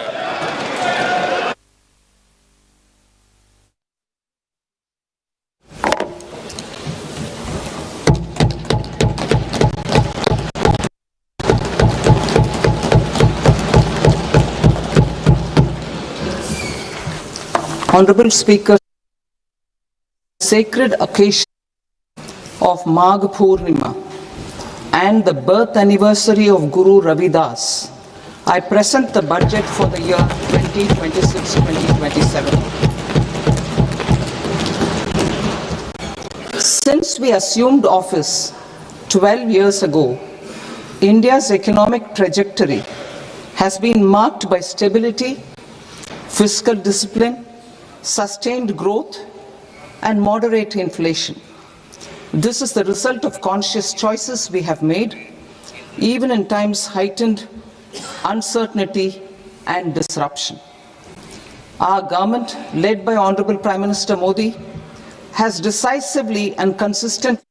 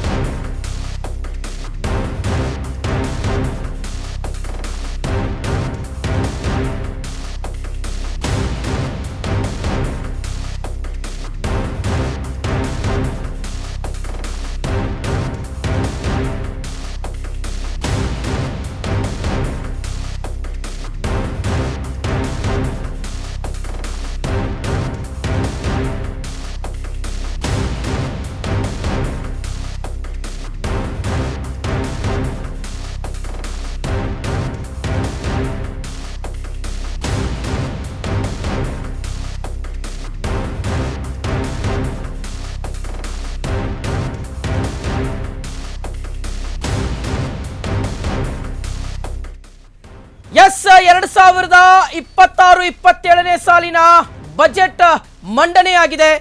ನಿರ್ಮಲಾ ಸೀತಾರಾಮನ್ ಅವರು ಬಜೆಟ್ ಅನ್ನ ಮಂಡಿಸಿದ್ದಾರೆ. ಇದೆಲ್ಲದರ ನಡುವೆ ಷೇರು ಮಾರುಕಟ್ಟೆಯಲ್ಲಿ ತಲ್ಲಣ ಸೃಷ್ಟಿಯಾಗಿದೆ. ಷೇರು ಮಾರುಕಟ್ಟೆಯಲ್ಲಿ ಭಾರಿ ಕುಸಿತವಾಗಿರುವಂಥದ್ದು ಎಕ್ಸ್ಪೆಕ್ಟೆಡ್ ಇದು ಅಂತ ಹೇಳಲಾಗ್ತದೆ. ಯಾಕಂದ್ರೆ ಯಾವಾಗ ಬಜೆಟ್ ಪ್ರಾರಂಭವಾಯಿತು ಆಗಿನಿಂದಲೇ ಷೇರು ಮಾರುಕಟ್ಟೆಯಲ್ಲಿ ಒಂದಷ್ಟು ವ್ಯತ್ಯಯಗಳನ್ನು ನಾವು ನೋಡಲಿಕ್ಕೆ ಸಾಧ್ಯ ಆಯಿತು. ನಿಫ್ಟಿ ಬರೋಬ್ಬರಿ 404 ಸೂಚ್ಯಂಕ ಕುಸಿತವಾಗಿದೆ. ಸೆನ್ಸೆಕ್ಸ್ 1000 ಪಾಯಿಂಟ್ಗಳು ಕುಸಿತವಾಗಿದೆ. BSE ಸೆನ್ಸೆಕ್ಸ್ 1330 ಪಾಯಿಂಟ್ಗಳ ಕುಸಿತವಾಗಿರ್ತಕ್ಕಂಥದ್ದನ್ನ ಗಮನಿಸ್ತಾ ಇದ್ದೀವಿ. ಷೇರು ಮಾರುಕಟ್ಟೆಯಲ್ಲಿ ಭಾರಿ ಕುಸಿತ. ನಿರ್ಮಲಾ ಸೀತಾರಾಮನ್ ಅವರು ಬಜೆಟ್ ಅನ್ನ ಮಂಡನೆ ಮಾಡ್ತಾ ಇದ್ದ ಹಾಗೆಯೇ ಷೇರು ಮಾರುಕಟ್ಟೆಯಲ್ಲಿ ತಲ್ಲಣ ಸೃಷ್ಟಿಯಾಗಿದೆ. ಅತಿ ದೊಡ್ಡ ಅಪ್ಡೇಟ್ ಇದು. ಆಕ್ಚುಲಿ ಇವತ್ತು ಭಾನುವಾರ ಷೇರು ಮಾರುಕಟ್ಟೆ ಲೀವು, ಬಟ್ ಇವತ್ತು ಬಜೆಟ್ ಇತ್ತು ಅನ್ನೋ ಕಾರಣಕ್ಕೋಸ್ಕರ ಷೇರು ಮಾರುಕಟ್ಟೆಯನ್ನು ಓಪನ್ ಮಾಡಿ ಇಟ್ಕೊಂಡಿದ್ರು. ಹೂಡಿಕೆದಾರರ ಆಲೋಚನೆಗಳು ಯಾವ ರೀತಿಯಾಗಿರುತ್ತೆ ಅನ್ನುವ ವಿಚಾರಕ್ಕೆ ಸಂಬಂಧಪಟ್ಟಂತೆ. ಆದರೆ ಈಗ ನಿಫ್ಟಿ 404 ಸೂಚ್ಯಂಕ ಕುಸಿತವಾಗಿದೆ. ಸೆನ್ಸೆಕ್ಸ್ 1000 ಪಾಯಿಂಟ್ಗಳ ಕುಸಿತವಾಗಿರ್ತಕ್ಕಂಥ ಮಾಹಿತಿ ನಮಗೆ ಲಭ್ಯವಾಗ್ತಾ ಇದೆ. ಬಿಕಾಸ್ ಆದಾಯ ತೆರಿಗೆಯ ವಿಚಾರದಲ್ಲಿ ಯಾವುದೇ ರೀತಿಯಾದಂತಹ ಬದಲಾವಣೆಯನ್ನ ಈ ಬಾರಿ ನಿರ್ಮಲಾ ಸೀತಾರಾಮನ್ ಅವರು ಮಾಡಿಲ್ಲ. ಯಾವುದೇ ಬದಲಾವಣೆ ಇಲ್ಲ. ಟ್ಯಾಕ್ಸ್ ಸ್ಲ್ಯಾಬ್ನಲ್ಲಿ 2025-26 ಸಾಲಿನಲ್ಲಿ ಯಾವ ಟ್ಯಾಕ್ಸ್ ಸ್ಲ್ಯಾಬ್ ಇತ್ತೋ ಅದೇ ಟ್ಯಾಕ್ಸ್ ಸ್ಲ್ಯಾಬ್ 2026 ಮತ್ತು 27ನೇ ಸಾಲಿನಲ್ಲಿ ಸಹ ಕಂಟಿನ್ಯೂ ಆಗ್ತಾ ಇದೆ. There is no change till 12 lakhs 12 ಲಕ್ಷದವರೆಗೆ ಆದಾಯ ತೆರಿಗೆಯಲ್ಲಿ ವಿನಾಯಿತಿಯನ್ನು ನೀಡಲಾಗಿತ್ತು. ಅದು ಹಾಗೇ ಕಂಟಿನ್ಯೂ ಆಗ್ತಾ ಇದೆ. ಪ್ಲಸ್ ಸ್ಟ್ಯಾಂಡರ್ಡ್ ಡಿಡಕ್ಷನ್ ಒಂದು 75,000, ಟೋಟಲ್ 12,75,000. 12,75,000ವರೆಗೆ ನಿಮಗೆ ಆದಾಯ ತೆರಿಗೆಯಲ್ಲಿ ವಿನಾಯಿತಿಯನ್ನು ನೀಡಲಾಗಿತ್ತು. ಅದು ಹಾಗೆ ಕಂಟಿನ್ಯೂ ಆಗ್ತಾ ಇದೆ. There is no change. So ವೀಕ್ಷಕರೇ, ಒಂದ್ಸಲ ನಾನು ಹೇಳ್ಬಿಡ್ತೀನಿ ಯಾವ್ಯಾವ ಎಷ್ಟೆಷ್ಟು ಆದಾಯಕ್ಕೆ ಎಷ್ಟೆಷ್ಟು ಟ್ಯಾಕ್ಸ್ ಸ್ಲ್ಯಾಬ್ ಇತ್ತು ಅನ್ನುವಂಥದ್ದು ಹಾಗೆ ಯಥಾ ಪ್ರಕಾರ ಕಂಟಿನ್ಯೂ ಆಗ್ತಾ ಇದೆ ಅಂತ. Old tax regime and new tax regime under ಅಲ್ಲಿ ಸಾಕಷ್ಟು ಬದಲಾವಣೆ ಆಗುತ್ತೆ ಅಂತ ಅನ್ಕೊಂಡಿದ್ರು. ಆದರೆ ಆ ಬದಲಾವಣೆಗಳು ಆಗದೇ ಇರತಕ್ಕಂಥದ್ದನ್ನು ನಾವು ನೋಡ್ತಾ ಇದ್ದೀವಿ. ಆಕ್ಚುಲಿ ಓಲ್ಡ್ ಟ್ಯಾಕ್ಸ್ ರೆಜಿಮ್ ಇಂದ ಟ್ಯಾಕ್ಸ್ ಪೇಯರ್ಸ್ ಅನ್ನ ನ್ಯೂ ಟ್ಯಾಕ್ಸ್ ರೆಜಿಮ್ಗೆ ತಗೊಂಡ್ಬರುವಂತಹ ನಿಟ್ಟಿನಲ್ಲಿ ಒಂದಷ್ಟು ಕ್ರಾಂತಿಕಾರಕ ರಿಫಾರ್ಮ್ಸ್ಗಳನ್ನು ಇಂಟ್ರೊಡ್ಯೂಸ್ ಮಾಡ್ತಾರೆ. ಒಂದಷ್ಟು ಬದಲಾವಣೆಗಳನ್ನು ಸರ್ಕಾರ ಮಾಡುತ್ತೆ ಅಂತ ಎಲ್ಲರೂ ಅನ್ಕೊಂಡಿದ್ರು. ಬಟ್ ಯಾವುದೇ ರೀತಿಯಾದಂಥ ಬದಲಾವಣೆಗಳನ್ನು ಆಗದೆ ಇರ್ತಕ್ಕಂಥದ್ದನ್ನು ಗಮನಿಸ್ತಾ ಇದ್ರೆ ಸಹಜವಾಗಿ ಇದು ತೀವ್ರ ನಿರಾಸೆಯನ್ನು ಉಂಟು ಮಾಡಿದೆ. ಆ್ಯಂಡ್ ನಿರ್ಮಲಾ ಸೀತಾರಾಮನ್ ಅವರು ಬಹಳ ಎಚ್ಚರಿಕೆ ಹೆಜ್ಜೆಯನ್ನು ಇಟ್ಟಿರ್ತಕ್ಕಂಥದ್ದು ಬಹಳ ಕ್ಲಿಯರ್ ಕಟ್ ಆಗಿ ಗೋಚರಿಸ್ತಾ ಇದೆ ವೀಕ್ಷಕರೇ. ಬಿಕಾಸ್ ಜಾಗತಿಕ ಮಟ್ಟದಲ್ಲಿ ನಡೀತಾ ಇರತಕ್ಕಂಥ ಒಂದಷ್ಟು ತುಮುಲಗಳಾಗಿರಬಹುದು, ಒಂದಷ್ಟು ಗೊಂದಲಕರ ವಾತಾವರಣ ಆಗಿರಬಹುದು, ಅನಿಶ್ಚಿತತೆ ಆಗಿರಬಹುದು. ಈ ಸಂದರ್ಭದಲ್ಲಿ ಟ್ಯಾಕ್ಸ್ ಸ್ಲ್ಯಾಬ್ಗೆ ಕೈ ಹಾಕಿದ್ರೆ ಎಲ್ಲೋ ಒಂದು ಕಡೆ ನೇರಾನೇರವಾಗಿರ್ತಕ್ಕಂಥ ಒಂದಷ್ಟು ಪರಿಣಾಮಗಳನ್ನು ಎದುರಿಸಬೇಕಾಗುತ್ತೆ ಅನ್ನುವ ನಿಟ್ಟಿನಲ್ಲಿ ಮತ್ತು ದೇಶಕ್ಕೆ ಕ್ರೋಢೀಕರಣ ಆಗ್ತಾ ಇರತಕ್ಕಂಥ ಸಂಪನ್ಮೂಲಗಳ ಮೇಲೆ ಯಾವುದೋ ನಕಾರಾತ್ಮಕವಾಗಿರ್ತಕ್ಕಂಥ ಒಂದಷ್ಟು ಪರಿಣಾಮಗಳು ಬೀರ್ಬೋದು ಅನ್ನೋ ಕಾರಣಕ್ಕೋಸ್ಕರ ಯಥಾಸ್ಥಿತಿಯನ್ನು ಕಾಪಾಡಿಕೊಳ್ಳುವಲ್ಲಿ ನಿರ್ಮಲಾ ಸೀತಾರಾಮನ್ ಅವರು ಸಕ್ಸಸ್ ಆಗಿರ್ತಕ್ಕಂಥದ್ದು ನಮಗೆ ಕಂಡು ಬರ್ತಾ ಇದೆ. ಆದರೆ ಸಹಜವಾಗಿ ಇದು ತೀವ್ರ ನಿರಾಸೆಯನ್ನು ಉಂಟು ಮಾಡಿದೆ. ನೀವು ಆರ್ಥಿಕ ತಜ್ಞರನ್ನು ಕೇಳಿದರೆ ಬಹುಶಃ ಒಂದು 10ಲ್ಲಿ 10ನಲ್ಲಿ ನೀವು ಎಷ್ಟು ಕೊಡ್ತೀರಾ ಅಂದರೆ ಒಂದು 6-7 ಕೊಡಬಹುದು ಅನ್ನುವ ರೀತಿಯಾದಂಥ ಚರ್ಚೆಗಳು ನಡೆಯುತ್ತೆ ಅಂತ ನನಗನ್ನಿಸ್ತಾ ಇದೆ. ಯಾಕೆಂದರೆ ಒಬ್ಬ ಸಾಮಾನ್ಯ ವ್ಯಕ್ತಿ ಈ ಬಾರಿಯ ಬಜೆಟ್ನಲ್ಲಿ ನಮಗೇನು ಸಿಗುತ್ತೆ ಅನ್ನುವ ಒಂದು ನಿರೀಕ್ಷೆನ ಇಟ್ಕೊಂಡು ಬಜೆಟನ್ನು ನೋಡ್ತಾ ಇರ್ತಾನೆ. ಆದರೆ ಯಾವಾಗ ಆ ಸಾಮಾನ್ಯ ವ್ಯಕ್ತಿಯ ಒಂದು ಆಸೆ ಫುಲ್ಫಿಲ್ ಆಗೋದಿಲ್ವೋ ಆಗ ಸಹಜವಾಗಿ ಒಂದಷ್ಟು ಬೇಜಾರು ಬೇಸರ ಅನ್ನುವಂಥದ್ದು ಆಗುವಂಥದ್ದು ಅದರ ಒಂದು ರಿಫ್ಲೆಕ್ಟ್ ಅನ್ನುವ ರೀತಿಯಾಗಿ ನಾವು ಷೇರು ಮಾರುಕಟ್ಟೆಯಲ್ಲಿ ನಡೀತಾ ಇರ್ತಕ್ಕಂತಹ ಬೆಳವಣಿಗೆಗಳನ್ನು ಗಮನಿಸ್ತಾ ಇದ್ದೀವಿ. ಟ್ಯಾಕ್ಸ್ ಸ್ಲ್ಯಾಬನ್ನು ಬದಲಾವಣೆ ಮಾಡಲಾಗಿಲ್ಲ.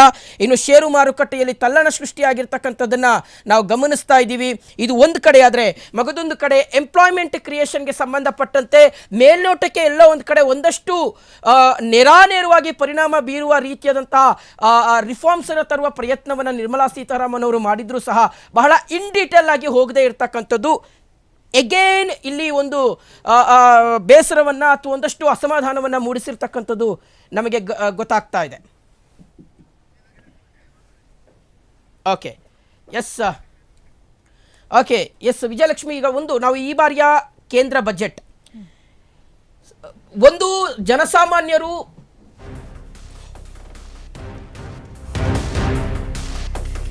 ಷೇರು ಮಾರುಕಟ್ಟೆಯಲ್ಲಿ ಭಾರಿ ಕುಸಿತ. ಬಜೆಟ್ ಮಂಡನೆ ಬಳಿಕ ಷೇರು ಮಾರುಕಟ್ಟೆ ತಲ್ಲಣ. ನಿಫ್ಟಿ 404 ಸೂಚ್ಯಂಕ ಕುಸಿತವಾಗಿರುವಂಥದ್ದು. ಇನ್ನು ಸೆನ್ಸೆಕ್ಸ್ 1000 ಪಾಯಿಂಟ್ ಕುಸಿತವಾಗಿದೆ. ಹಾಗೆ ಬಿಎಸ್ಸಿ ಸೆನ್ಸೆಕ್ಸ್ 1330 ಸೂಚ್ಯಂಕ ಕುಸಿತವಾಗಿದೆ. 30 ನಿಮಿಷದಲ್ಲಿ 13 ಲಕ್ಷ ಕೋಟಿ ಖೋತ ಆಗಿರುವಂಥದ್ದು. ಇನ್ನು ಷೇರು ಮಾರುಕಟ್ಟೆಯಲ್ಲಿ ಭಾರಿ ಕುಸಿತವಾಗಿದೆ.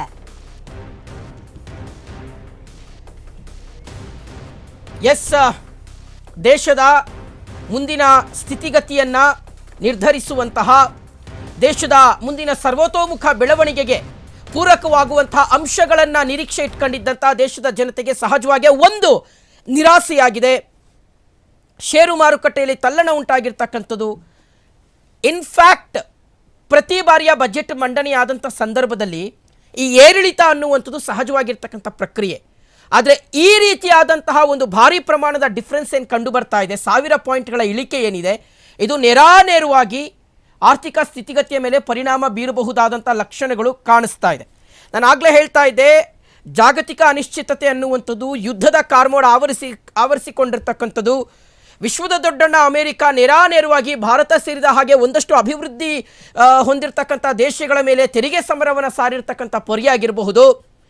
ಇದೆಲ್ಲವೂ ಸಹ ಮತ್ತು ನಮ್ಮ ಸುತ್ತಮುತ್ತ ಇರತಕ್ಕಂಥ ದೇಶಗಳ ನಕಾರಾತ್ಮಕವಾಗಿರ್ತಕ್ಕಂತಹ ಫ್ರೆಂಡ್ಶಿಪ್ ಆಗಿರ್ಬೋದು, ಇದೆಲ್ಲವೂ ಸಹ ಎಲ್ಲೋ ಒಂದು ಕಡೆ ಈ ಬಾರಿಯ ಬಜೆಟ್ ಮೇಲೆ ಪರಿಣಾಮ ಬೀರುತ್ತೆ ಅಂತಲೇ ಅಂದ್ಕೊಂಡಿದ್ರು. ಬಹುಶಃ ನಿರ್ಮಲಾ ಸೀತಾರಾಮನ್ ಅವರು ತುಂಬ ರಿಸ್ಕನ್ನು ತೆಗೆದುಕೊಂಡ ಹಾಗೆ ಕಾಣಿಸ್ತಾ ಇಲ್ಲ, ತುಂಬ ರಿಸ್ಕನ್ನು ತೆಗೆದುಕೊಂಡಿರೋ ಹಾಗೆ ಕಾಣಿಸ್ತಾ ಇಲ್ಲ. ಬಹಳ ಈಸಿಯಾಗಿ ಈ ಬಾರಿಯ ಬಜೆಟನ್ನು ತಗೊಂಡು ಹೋಗಿದ್ದಾರೆ. ಆದರೆ ಏನೇನೇನೇನೋ ಎಕ್ಸ್ಪೆಕ್ಟೇಷನನ್ನು ನಾವೇನು ಇಟ್ಕೊಂಡಿದ್ವಿ, ಆ ಎಕ್ಸ್ಪೆಕ್ಟೇಷನನ್ನು ರೀಚ್ ಮಾಡುವಲ್ಲಿ ವಿಫಲರಾಗಿದ್ದಾರೆ ಅನ್ನೋದನ್ನು ನಮಗೆ ಈ ಸಂದರ್ಭದಲ್ಲಿ ಗೊತ್ತಾಗ್ತದೆ. ಎಂಪ್ಲಾಯ್ಮೆಂಟ್ ಕ್ರಿಯೇಷನ್ಗೆ ಸಂಬಂಧಪಟ್ಟಂತೆ ಗ್ರಾಮೀಣ ಭಾಗಗಳಲ್ಲಿ ಎಂಪ್ಲಾಯ್ಮೆಂಟ್ ಕ್ರಿಯೇಷನ್ಗೆ ಒತ್ತು ನೀಡಲಾಗಿದೆ ಅಂತ ಅನ್ನಿಸಿದ್ರೂ ಸಹ ಇನ್ ಡೀಟೇಲ್ ಆಗಿ ನಿರ್ಮಲಾ ಸೀತಾರಾಮನ್ ಅವರು ಹೋಗಿಲ್ಲ. ಇದನ್ನು ನೀವು ಇಂಪ್ಲಿಮೆಂಟ್ ಮಾಡುವಂಥ ಸಂದರ್ಭದಲ್ಲಿ ಯಾವ ರೀತಿಯಾಗಿ ಮಾಡ್ತೀರಿ ಅನ್ನುವಂಥ ಒಂದು ಪ್ರಶ್ನೆ ಜನಸಾಮಾನ್ಯರಲ್ಲಿ ಹಾಗೆ ಕ್ವಶನ್ ಮಾರ್ಕ್ ಆಗಿ ಉಳಿತಾ ಇದೆ. ಸೆಕೆಂಡು, ಈ ಎಂಪ್ಲಾಯ್ಮೆಂಟ್ ಕ್ರಿಯೇಷನ್ಗೆ ಸಂಬಂಧಪಟ್ಟಂತೆ ನೀವು ಬಜೆಟ್ನಲ್ಲಿ ಮೇಲ್ಮೇಲೆ ತೇಲಿಸಿಕೊಂಡು ಹೋಗಿರ್ತಕ್ಕಂಥ ಅಂಶ ಇನ್ ಡೀಟೇಲ್ ಕೊಡದೇ ಇರತಕ್ಕಂಥದ್ದು. ಸಹಜವಾಗಿ ಯಾರು ಉದ್ಯೋಗಕ್ಕೋಸ್ಕರ ಎಂಪ್ಲಾಯ್ಮೆಂಟ್ಗೋಸ್ಕರ ಒಂದು ಕನಸನ್ನು ಇಟ್ಕೊಂಡು ಕಾಯ್ತಾ ಇದ್ದಾರೆ ಅವರಿಗೆ ಸಹಜವಾಗಿ ಒಂದಷ್ಟು ಗೊಂದಲಗಳು ಮೂಡುತ್ತೆ ಅನ್ನೋದು ಒಂದು. ಎರಡನೆಯದು, ಈ ಇನ್ಫ್ರಾಸ್ಟ್ರಕ್ಚರ್ಗೆ ಸಂಬಂಧಪಟ್ಟಂತೆ, ಕ್ಯಾಪಿಟಲ್ ಎಕ್ಸ್ಪೆಂಡಿಚರ್ಗೆ ಸಂಬಂಧಪಟ್ಟಂತೆ ಮುಂದೆ ದೇಶ ಇನ್ನೊಂದು ವರ್ಷಗಳ ಕಾಲ ಯಾವ ರೀತಿಯಾಗಿ ಯಾವ ಹಳಿ ಮೇಲೆ ಸಾಗಬೇಕು ಅನ್ನೋದಕ್ಕೆ ಸಂಬಂಧಪಟ್ಟಂತೆ ಒಂದು ಸ್ಪಷ್ಟವಾಗಿರ್ತಕ್ಕಂಥ ಒಂದು ಚಿತ್ರಣವನ್ನು ತೋರಿಸದೇ ಇರತಕ್ಕಂಥದ್ದು ಎಲ್ಲೋ ಒಂದು ಕಡೆ ದೇಶದ ಜನರಿಗೆ ಒಂದು ಸ್ವಲ್ಪ ಆತಂಕ ಮೂಡಿಸ್ತಾ ಇದೆ ಅನ್ನುವಂಥದ್ದು. ಆಲ್ರೆಡಿ ಈಗ ಅನ್ಎಂಪ್ಲಾಯ್ಮೆಂಟ್, ಯಾಕಂದರೆ ಪ್ರತಿಪಕ್ಷಗಳು ಇಟ್ಕೊಂಡು ಪ್ರತಿ ಸಲ ಆಡಳಿತಾರೂಢ BJP ಪಕ್ಷಕ್ಕೆ ಸಮರ ಸಾರುವಂಥದ್ದು ಎಂಪ್ಲಾಯ್ಮೆಂಟ್ ವಿಚಾರಕ್ಕೆ ಸಂಬಂಧಪಟ್ಟಂತೆ. ಈ ಅರ್ಬನ್ ವಿಚಾರಕ್ಕೆ ಬರೋದಾದರೆ, ಅರ್ಬನ್ ಸೆಕ್ಟರ್ನಲ್ಲಿ ನೀವು ಎಂಪ್ಲಾಯ್ಮೆಂಟ್ಗೆ ಸಂಬಂಧಪಟ್ಟಂತೆ ಯಾವ ರೀತಿಯಾದಂಥ ಅಂಶಗಳನ್ನು ಇನ್ಕ್ಲೂಡ್ ಮಾಡ್ಕೊಂಡಿದ್ದೀರಿ, ಆ ಅಂಶ ಬಜೆಟ್ನಲ್ಲಿ ಈ ಬಾರಿ ನಮಗೆ ಹೆಚ್ಚು ಗೋಚರಿಸದೇ ಇರತಕ್ಕಂಥದ್ದು ಕ್ಲಿಯರ್ ಕಟ್ ಆಗಿ ಕಾಣಿಸ್ತಾ ಇದೆ. ಇದೆಲ್ಲದರ ನಡುವೆ ಕೃಷಿಗೆ ತೆಂಗು, ಬಾದಾಮಿ, ಒಂದು 2-3 ವಸ್ತುಗಳನ್ನು ಬಿಟ್ಟರೆ ಕೃಷಿಗೆ ಅತಿ ಹೆಚ್ಚು ಅಂಶಗಳನ್ನು ಈ ಬಾರಿಯ ಬಜೆಟ್ನಲ್ಲಿ ನಾವು ನೋಡಲಿಕ್ಕೆ ಸಾಧ್ಯ ಆಗ್ತಾ ಇಲ್ಲ. ಕಿಸಾನ್ ಸಮ್ಮಾನ್ ಯೋಜನೆ, ಓಕೆ, ಶೇರ್ ಮಾರುಕಟ್ಟೆ 30 ನಿಮಿಷದಲ್ಲಿ 13 ಲಕ್ಷ ಕೋಟಿ ಲಾಸ್ ಆಗಿದೆ. ಷೇರು ಮಾರುಕಟ್ಟೆಯಲ್ಲಿ ಭಾರಿ ಕುಸಿತವಾಗಿರ್ತಕ್ಕಂಥದ್ದು. ಇದು ಅತಿ ದೊಡ್ಡ ಡ್ರಾಬ್ಯಾಕ್ ಅಥವಾ ಸೆಟ್ ಬ್ಯಾಕ್ ಅಂದ್ರೂ ಸಹ ತಪ್ಪಾಗ್ಲಿಕ್ಕಿಲ್ಲ. ನಿರ್ಮಲಾ ಸೀತಾರಾಮನ್ ಅವರು ದಾಖಲೆಯ ಬಜೆಟ್ ಅನ್ನು ಮಂಡನೆ ಮಾಡಿದ್ದಾರೆ. ದಾಖಲೆಯ ಬಜೆಟ್ ಸಹಜವಾಗಿ ದಾಖಲೆಯಾಗೇ ಇರಬೇಕು ಕೆಲವೊಂದು ಅಂಶಗಳಿಗೆ ಸಂಬಂಧಪಟ್ಟಂತೆ. ಆದರೆ ಪ್ರಾರಂಭಿಕ ಹಂತದಲ್ಲೇ ನಿಫ್ಟಿ ಸೂಚ್ಯಂಕ 500ಕ್ಕೆ ಕುಸಿತವಾಗಿದೆ. 1000ಕ್ಕೂ ಹೆಚ್ಚು ಪಾಯಿಂಟ್ಗಳಿಂದ ಸೆನ್ಸೆಕ್ಸ್ ಕುಸಿತವಾಗಿರ್ತಕ್ಕಂಥದ್ದು. 1280 ಪಾಯಿಂಟ್ಗಳ ಸೆನ್ಸೆಕ್ಸ್ ಕುಸಿತವಾಗಿರ್ತಕ್ಕಂಥದ್ದು ಸಹಜವಾಗಿ ಆತಂಕವನ್ನು ಮೂಡಿಸ್ತಾ ಇದೆ ಶೇರ್ ಹೋಲ್ಡರ್ಸ್, ಇನ್ವೆಸ್ಟರ್ಸ್ ವಿಚಾರಕ್ಕೆ ಸಂಬಂಧಪಟ್ಟಂತೆ. ಯಾಕೆ ಹಿಂಗಾಗಿದೆ ಅಂದರೆ, ಈಗ ಈ ಮಾರ್ಕೆಟ್ನ ಅಭಿವೃದ್ಧಿಯ ವಿಚಾರಕ್ಕೆ ಸಂಬಂಧಪಟ್ಟಂತೆ, ಅದನ್ನು ಮೇಲೆತ್ತುವ ವಿಚಾರಕ್ಕೆ ಸಂಬಂಧಪಟ್ಟಂತೆ ಯಾವುದೇ ಅಂಶಗಳು ಈ ಬಾರಿಯ ಬಜೆಟ್ನಲ್ಲಿ ಇನ್ಕ್ಲೂಡ್ ಮಾಡ್ಕೊಳ್ಳದೆ ಇರತಕ್ಕಂಥದ್ದು ಇಲ್ಲಿ ಈ ರೀತಿಯಾಗಿ ಷೇರು ಮಾರುಕಟ್ಟೆಯಲ್ಲಿ ಒಂದಷ್ಟು ಗೊಂದಲಕರ ವಾತಾವರಣ ನಿರ್ಮಾಣ ಆಗಲಿಕ್ಕೆ ಕಾರಣ ಆಗಿದೆ. ಇನ್ನು ನಾನು ಆಗಲೇ ಕೃಷಿಯ ಬಗ್ಗೆ ಹೇಳ್ತಾ ಇದ್ದೆ ವಿಜಯಲಕ್ಷ್ಮಿ. ಕೃಷಿಯ ವಿಚಾರಕ್ಕೆ ಬರೋದಾದರೆ ಈ ಕಿಸಾನ್ ಸಮ್ಮಾನ್ ಯೋಜನೆಗೆ ಸಂಬಂಧಪಟ್ಟಂತೆ ರೈತರು ಅಕ್ಷರಶಃ ಇವತ್ತು ಕಣ್ಣೀರಲ್ಲಿ ಕೈ ತೊಳಿತಾ ಇದ್ದಾರೆ ಬಿಕಾಸ್ ಆಫ್ ಇನ್ಫ್ಲೇಷನ್. ದರ ಏರಿಕೆ ಇನ್ಫ್ಲೇಷನ್ನಿಂದ ಸಹಜವಾಗಿ ಕೃಷಿ ಉತ್ಪನ್ನಗಳು, ಕೃಷಿಯ ಉತ್ಪನ್ನಕ್ಕೆ ಬೇಕಾಗಿರ್ತಕ್ಕಂಥ ಪೂರಕ ಸಲಕರಣೆಗಳನ್ನು ಖರೀದಿ ಮಾಡಲಿಕ್ಕೆ ಅತಿ ಹೆಚ್ಚು ದರ ಜಾಸ್ತಿ ಆಗಿರೋದ್ರಿಂದ ರೈತರು ತೊಂದರೆನ ಅನುಭವಿಸ್ತಾ ಇದ್ರು. ಹಾಗಾಗಿ ದಯವಿಟ್ಟು ನಮಗೆ ಕಿಸಾನ್ ಸಮ್ಮಾನ್ ಯೋಜನೆಯಲ್ಲಿ ಸ್ವಲ್ಪ ಏನಾದರೂ ಅವಕಾಶ ಮಾಡಿಕೊಡಿ ಅಂತ. ಅದ್ರ ಬಗ್ಗೆ ಯಾವುದೇ ಮಾಹಿತಿ ಇಲ್ಲ. ಎಸ್, ಮದ್ಯದ ದರ ಏರಿಕೆ ಮಾಡಿದ ಕೇಂದ್ರ ಸರ್ಕಾರ, ಸಿಗರೆಟ್ ಬೆಲೆ ಏರಿಕೆ ಮಾಡಿದ ಕೇಂದ್ರ ಸರ್ಕಾರ. ಇನ್ನು ವಿಮಾನದ ಬಿಡಿ ಭಾಗಗಳ ದರ ಏರಿಕೆ ಮಾಡಲಾಗಿದೆ. ಮದ್ಯದ ದರ ಏರಿಕೆ ಮಾಡಿದ ಕೇಂದ್ರ ಸರ್ಕಾರ. ಮದ್ಯಪ್ರಿಯರಿಗೆ ಬಿಗ್ ಶಾಕ್ ಆಗಿರುವಂತದ್ದು. ಸಿಗರೆಟ್ ಬೆಲೆ ಏರಿಕೆ ಮಾಡಿದೆ ಕೇಂದ್ರ ಸರ್ಕಾರ. ವಿಮಾನದ ಬಿಡಿ ಭಾಗಗಳ ದರ ಏರಿಕೆ ಮಾಡಿದೆ. ಓಕೆ, ಮದ್ಯದ ದರ ಏರಿಕೆಯಾಗಿದೆ, ಇದು ಮದ್ಯಪ್ರಿಯರಿಗೆ ಶಾಕು. ಈ ಬೀಡಿ ಸಿಗರೆಟ್ಗಳ ದರ ಏರಿಕೆಯಾಗಿದೆ, ಅವ್ರಿಗೆ ಶಾಕು. ಅಂದರೆ ಈ ಎಕ್ಸೈಸ್ಗೆ ವಿಚಾರಕ್ಕೆ ಸಂಬಂಧಪಟ್ಟಂತೆ, ಯಾಕಂದರೆ ಈ ಮದ್ಯ ಸರ್ಕಾರಕ್ಕೆ ಹೆಚ್ಚು ಆದಾಯವನ್ನು ತಂದುಕೊಡುವಂಥ ಒಂದು ಪ್ರಮುಖ ಸಂಪನ್ಮೂಲ ಕ್ರೋಢೀಕರಣ ಮಾಡುವಂಥ ಒಂದು ವಿಭಾಗ. ಸೊ ಹಾಗಾಗಿ ಮದ್ಯ ದರವನ್ನು ಏರಿಕೆ ಮಾಡೋದ್ರಿಂದ ಸರ್ಕಾರ ಹೆಚ್ಚು ಸಂಪನ್ಮೂಲವನ್ನು ಕ್ರೋಢೀಕರಣ ಮಾಡುವಂಥ ಒಂದು ಆಲೋಚನೆಯಲ್ಲಿದೆ. ಆದರೆ ಅದನ್ನು ನೀವು ಯಾವ ರೀತಿಗೆ ಡಿಸ್ಟ್ರಿಬ್ಯೂಟ್ ಮಾಡ್ತಾ ಇದ್ರಿ, ಎಲ್ಲಿಗೆ ಅದನ್ನು ಡಿಸ್ಟ್ರಿಬ್ಯೂಟ್ ಮಾಡಿದ್ದೀರಿ ಅನ್ನುವಂಥದ್ದು ಈಗಿರ್ತಕ್ಕಂಥ ಅದಕ್ಕೆ ಯಾವುದೇ ರೀತಿಯಾದಂತಹ ಮಾಹಿತಿ ಇಲ್ಲ. ಸೆಕೆಂಡು, ಕೃಷಿಗೆ ಸಂಬಂಧಪಟ್ಟಂತೆ ಕಿಸಾನ್ ಸಮ್ಮಾನ್ ವಿಚಾರಕ್ಕೆ ಸಂಬಂಧಪಟ್ಟಂತೆ 6,000 ರೂಪಾಯಿಗೆ ಏನು ಕೇಂದ್ರ ಸರ್ಕಾರ ಕೊಡ್ತಾ ಇದೆ ಅದನ್ನು 9,000 ರೂಪಾಯಿಗೆ ಏರಿಕೆ ಮಾಡಬೇಕು, ಸಾಧ್ಯ ಆದರೆ 10,000 ರೂಪಾಯಿಗೆ ಏರಿಕೆ ಮಾಡಿ ಅನ್ನೋ ಒಂದು ಬೇಡಿಕೆನ ಕೇಂದ್ರ ಸರ್ಕಾರದ ಮುಂದೆ ಇಡಲಾಗಿತ್ತು. ಬಿಕಾಸ್ ಆಫ್ ಈ ಇನ್ಫ್ಲೇಷನ್, ದರ ಏರಿಕೆ ಆಗ್ತಾ ಇದೆ. ರೈತರು ಇತ್ತೀಚಿನ ದಿನಗಳಲ್ಲಿ ತುಂಬ ಕಷ್ಟ ಅನುಭವಿಸ್ತಾ ಇದ್ದಾರೆ ಮತ್ತು ಬೆಳೆ ನಷ್ಟ ಅನ್ನುವಂಥದ್ದು ರೈತರಿಗೆ ಸಾಕಷ್ಟು ತೊಂದರೆಯನ್ನು ಕೊಡ್ತಾ ಇರ್ತಕ್ಕಂಥದ್ದು. ಸೊ ಹಾಗಾಗಿ ಈ ಕಿಸಾನ್ ಸಮ್ಮಾನ್ ಯೋಜನೆಯಿಂದ ಎಲ್ಲೋ ಒಂದು ಕಡೆ ರೈತರಿಗೆ ಅನುಕೂಲ ಆಗ್ತಾ ಇತ್ತು. ಅದ್ರ ಬಗ್ಗೆ ಯಾವುದೇ ರೀತಿಯಾದಂಥ ಮಾಹಿತಿಯನ್ನು, ಯಾವುದೇ ರೀತಿಯಾದಂಥ ಅಂಶಗಳನ್ನು ಈ ಬಾರಿಯ ಬಜೆಟ್ನಲ್ಲಿ ಸೇರಿಸಿಕೊಳ್ಳದೇ ಇರತಕ್ಕಂಥದ್ದು ತೀವ್ರ ನಿರಾಸೆಯನ್ನು ಉಂಟು ಮಾಡಿದೆ. ಓಕೆ, ಇನ್ನು ಚಿನ್ನಾಭರಣ ಪ್ರಿಯರಿಗೆ ಗುಡ್ ನ್ಯೂಸ್. ಬಿಕಾಸ್ ಸುಂಕವನ್ನು ಇಳಿಕೆ ಮಾಡಿದ್ದಾರೆ. ಚಿನ್ನದ ಬೆಲೆಯಲ್ಲಿ 8,000 ಇಳಿಕೆಯಾಗಿದೆ. ಆಮದು ಸುಂಕ ಇಳಿಕೆಯಾದಂಥ ಹಿನ್ನೆಲೆ GST ಮತ್ತು ಆಮದು ಸುಂಕ, ಶುಗರ್, ಕ್ಯಾನ್ಸರ್ ಔಷಧಿಗಳ ಅಗ್ಗ ಆಗ್ತಾ ಇದೆ. ಬಿಕಾಸ್ ಇಂಪೋರ್ಟೆಡ್ ಐಟಮ್ಸ್ ಕಡಿಮೆ ಆಗ್ತದೆ. ಬಿಕಾಸ್ ಆಫ್ ನೀವು ಕಸ್ಟಮ್ಸ್ ಡ್ಯೂಟಿನ ಕಡಿಮೆ ಮಾಡಿದ್ದಾರೆ ಇವರು. ಸೊ ಹಾಗಾಗಿ ಚರ್ಮ ಮತ್ತು ಬಟ್ಟೆ ಉತ್ಪನ್ನಗಳ ದರವೂ ಸಹ ಇಳಿಕೆಯಾಗಿದೆ. ಎಗೈನ್ ಚರ್ಮ ಮತ್ತು ಬಟ್ಟೆ ಉತ್ಪನ್ನಗಳು ಇಂಪೋರ್ಟೆಡ್, ನಾಟ್ ನೀವು ನಮ್ಮ ದೇಶದಲ್ಲಿ ಉತ್ಪಾದನೆ ಆಗುವಂಥದ್ದಲ್ಲ. ಇಂಪೋರ್ಟೆಡ್ ಅಂದರೆ ನೀವು ಹೆವಿ ಕಾಸ್ಟ್ ವಸ್ತುಗಳೇನಿದ್ದಾವೆ ಅದು ದರ ಕಡಿಮೆ ಆಗುತ್ತೆ. CNG ದರ ಮತ್ತಷ್ಟು ಇಳಿಕೆ ಆಗ್ತಾ ಇದೆ. 7 ಭಯಾನಕ ರೋಗಗಳ ಬೆಲೆಯೂ ಸಹ ಕಡಿತವಾಗ್ತಾ ಇದೆ. ಚಿನ್ನಾಭರಣ ಪ್ರಿಯರಿಗೆ ಗುಡ್ ನ್ಯೂಸ್. ಯಾಕೆಂದರೆ ಆಮದು ಸುಂಕ ಮತ್ತು GSTಯನ್ನು ಚಿನ್ನದ ಮೇಲೆ ಇಳಿಕೆ ಮಾಡಬೇಕು, ಅದು ಇಳಿಕೆ ಆಗಬೇಕು ಅನ್ನುವ ನಿರೀಕ್ಷೆ ಇತ್ತು. ನಿಮಗೆ ಗೊತ್ತಿದೆ, ಗಗನಮುಖಿಯಾಗಿ ಏರ್ತಾ ಇರ್ತಕ್ಕಂಥದ್ದು. ಸೊ ಹಾಗಾಗಿ ಬೆಳ್ಳಿ ಬಗ್ಗೆ ಏನು ಮಾತಾಡೋಕ್ಕಾಗಲ್ಲ. ಬಿಕಾಸ್ ಬೆಳ್ಳಿ ಇಟ್ಸ್ ಕಮ್ಸ್ ಅಂಡರ್ ಈ ಕೈಗಾರಿಕಾ ವಲಯದ ಬೇಡಿಕೆಗಳಿಗೆ ಅನುಗುಣವಾಗಿ ಬೆಳ್ಳಿಯ ದರವನ್ನು ನಾವು ನಿರ್ಧಾರ ಮಾಡಲಿಕ್ಕಾಗುತ್ತೆ. ವೇರಿನ್ ಚಿನ್ನ ಇದೆಯಲ್ಲ, ಚಿನ್ನ ನಮ್ಮ ದೇಶದಲ್ಲಿ ಒಂದು ನಾವು ಸೆಂಟಿಮೆಂಟಲ್ ಫ್ಯಾಕ್ಟರ್ ಆಗು ನೋಡ್ತೀವಿ, ಎರಡನೇದು ಇನ್ವೆಸ್ಟ್ಮೆಂಟ್ ಫ್ಯಾಕ್ಟರ್ ಅಲ್ಲೂ ಸಹ ನೋಡ್ತೀವಿ. ಒಂದು ಎಲ್ಲ ಶುಭ ಸಮಾರಂಭಗಳಿಗಾಗಿರ್ಬೋದು, ಪ್ರತಿಯೊಂದಕ್ಕೂ ಸಹ ನಾವು ಚಿನ್ನ ಇಲ್ಲದೆ ಏನು ಮಾಡಕ್ಕೆ ಹೋಗಲ್ಲ ಅನ್ನೋದು ಒಂದು. ಎರಡನೇದು ಫಾರ್ ಸೆಕ್ಯೂರಿಟಿ ಪರ್ಪಸ್, ಭದ್ರತಾ ದೃಷ್ಟಿಯಿಂದ ನಾವು ಚಿನ್ನದ ಮೇಲೆ ಹೂಡಿಕೆ ಮಾಡ್ತೀವಿ. ಚಿನ್ನ ಒಡವೆ ತಗೊಂಡು ನಾವು ಮನೇಲಿ ಇಟ್ಕೋತೀವಿ. ಸೊ ಹಾಗಾಗಿ ಅದರ ದರ ಜಾಸ್ತಿ ಆಗಿತ್ತು. ಈಗ ಅದ್ರ ಮೇಲೆ ಸುಂಕ ಕಡಿಮೆ ಮಾಡಿರೋದ್ರಿಂದ ಸಹಜವಾಗಿ ಒಂದು ಸ್ವಲ್ಪ ಪ್ರಮಾಣದಲ್ಲಿ ದರ ಕಡಿಮೆ ಆಗಬಹುದು ಅನ್ನುವಂಥದ್ದು ಒಂದು.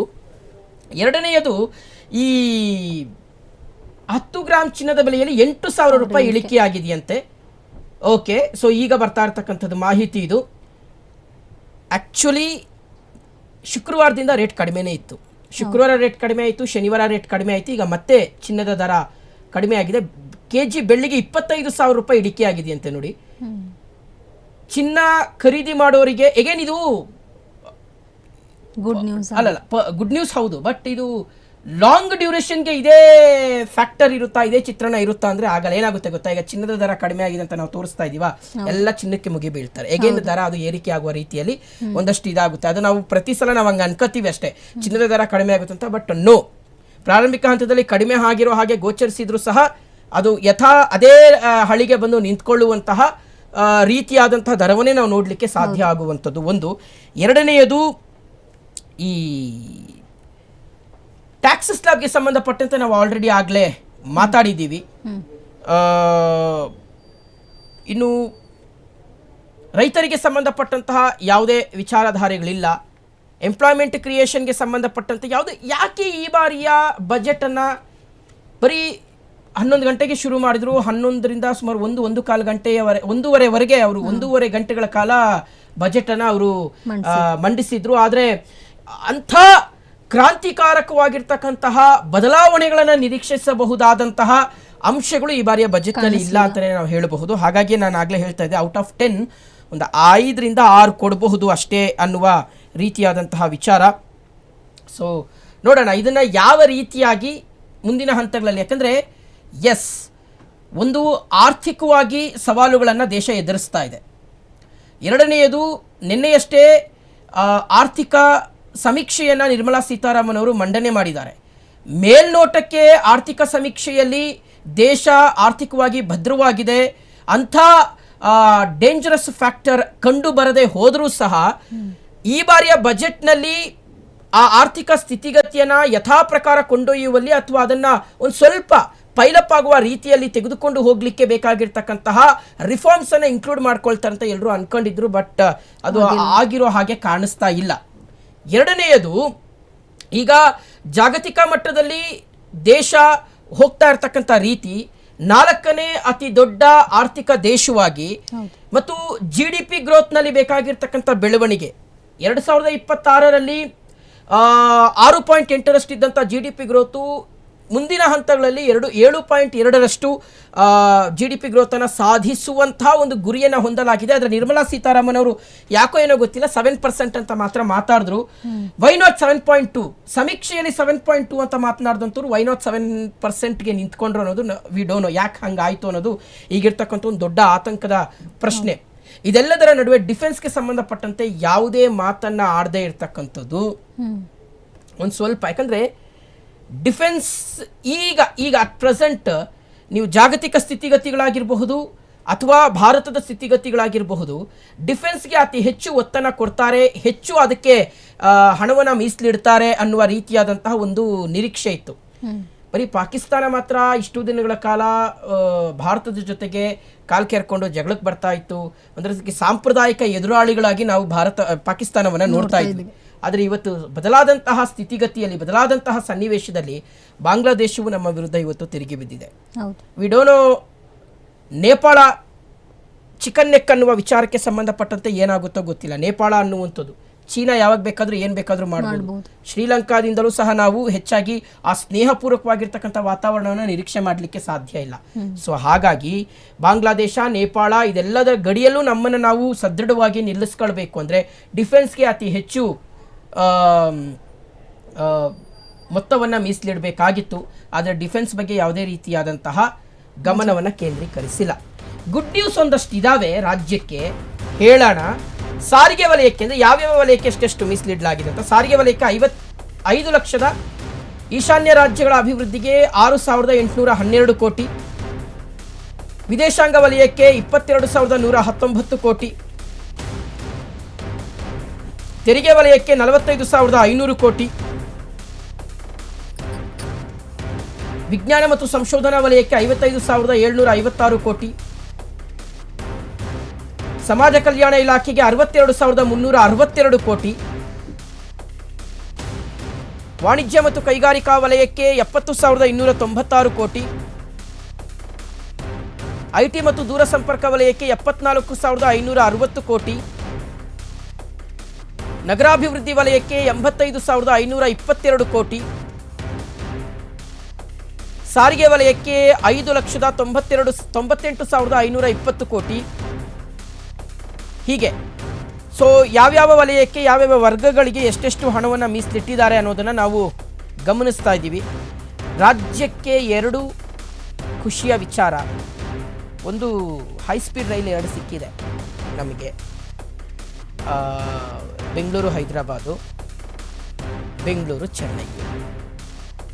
ಅದು ಬಿಟ್ಟರೆ ಹೊಸ ರೈಲು ಹಳಿಗಳ ನಿರೀಕ್ಷೆ ಇತ್ತು.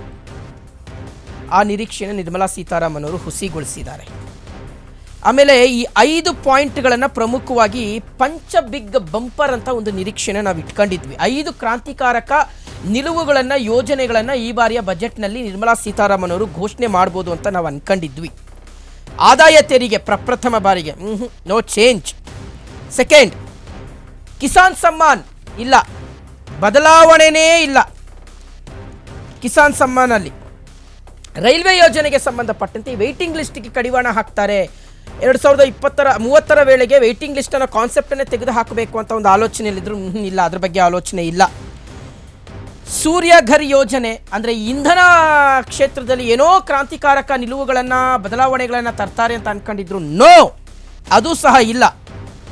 ಆರೋಗ್ಯ ಕ್ಷೇತ್ರಕ್ಕೆ ಆಯುಷ್ಮಾನ್ ಭಾರತ್ ಯೋಜನೆ, being a single citizen, being ಒಬ್ಬ ಭಾರತೀಯ ನಾಗರಿಕನಾಗಿ ಆಯುಷ್ಮಾನ್ ಭಾರತ್ ಯೋಜನೆಗೆ ಸಂಬಂಧಪಟ್ಟಂತೆ ಅದರಲ್ಲೂ ಪ್ರಮುಖವಾಗಿ ನಮ್ಮೆಲ್ಲ ಮನೆಗಳಲ್ಲೂ ಸಹ ವಯಸ್ಸಾದಂಥವ್ರು ಇದ್ದೇ ಇರ್ತಾರೆ.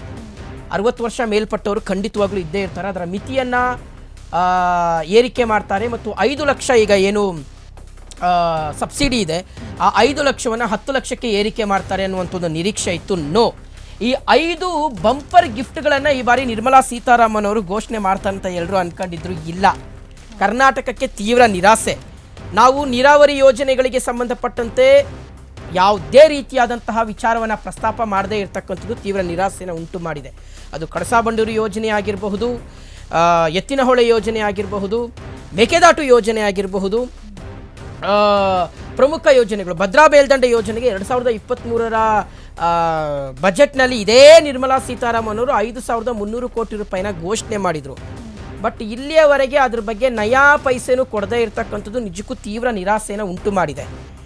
ಇದೆಲ್ಲದರ ನಡುವೆ ನಾನು ಆಗಲೇ ನಮ್ಮ ಸುದ್ದಿನ ನಾವು ಸ್ಟಾರ್ಟ್ ಮಾಡ್ತಾ ಇದ್ದಂಥ ಸಂದರ್ಭದಲ್ಲಿ ಬೆಳಿಗ್ಗೆ ಎಲೆಕ್ಷನ್ ಬಜೆಟ್ ಇದಾಗುತ್ತೆ ಅನ್ನೋ ಒಂದು ನಿರೀಕ್ಷೆ ಇದೆ ಅಂತ ಹೇಳಿದ್ವಿ.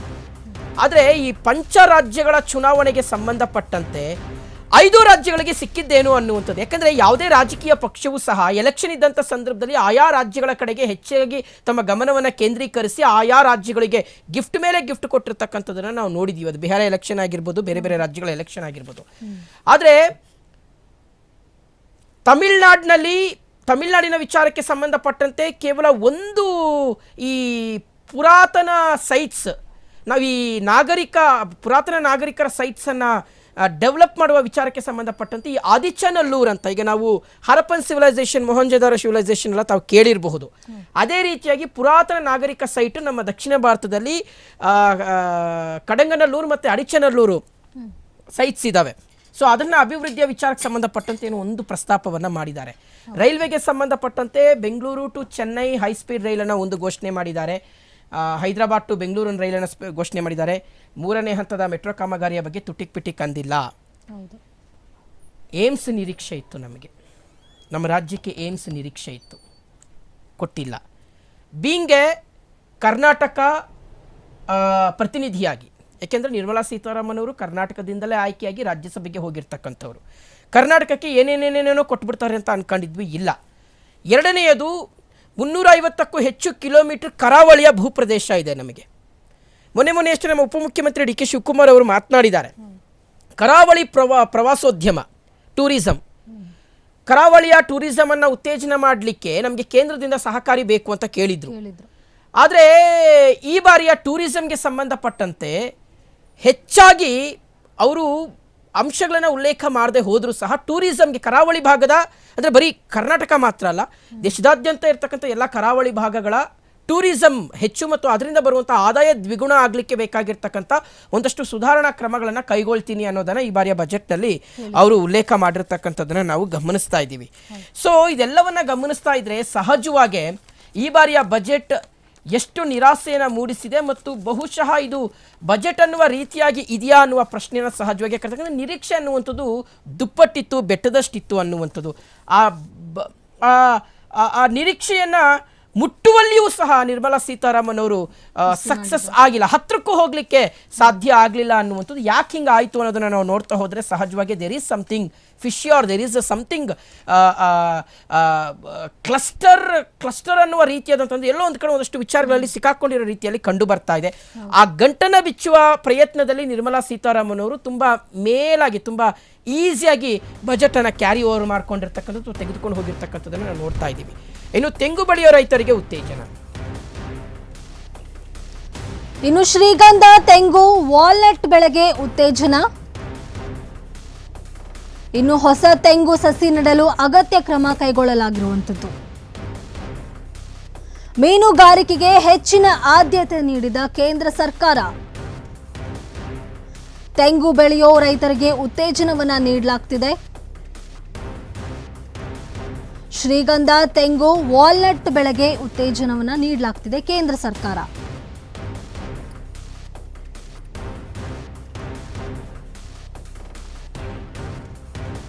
ಮೀನುಗಾರಿಕೆಗೆ ಹೆಚ್ಚಿನ ಆದ್ಯತೆ ನೀಡಿದೆ ಕೇಂದ್ರ ಸರ್ಕಾರ. ಹೈನುಗಾರಿಕೆ, ಕೋಳಿ ಸಾಕಾಣಿಕೆಗೂ ಹೆಚ್ಚಿನ ಆದ್ಯತೆಯನ್ನ ನೀಡಲಾಗಿದೆ.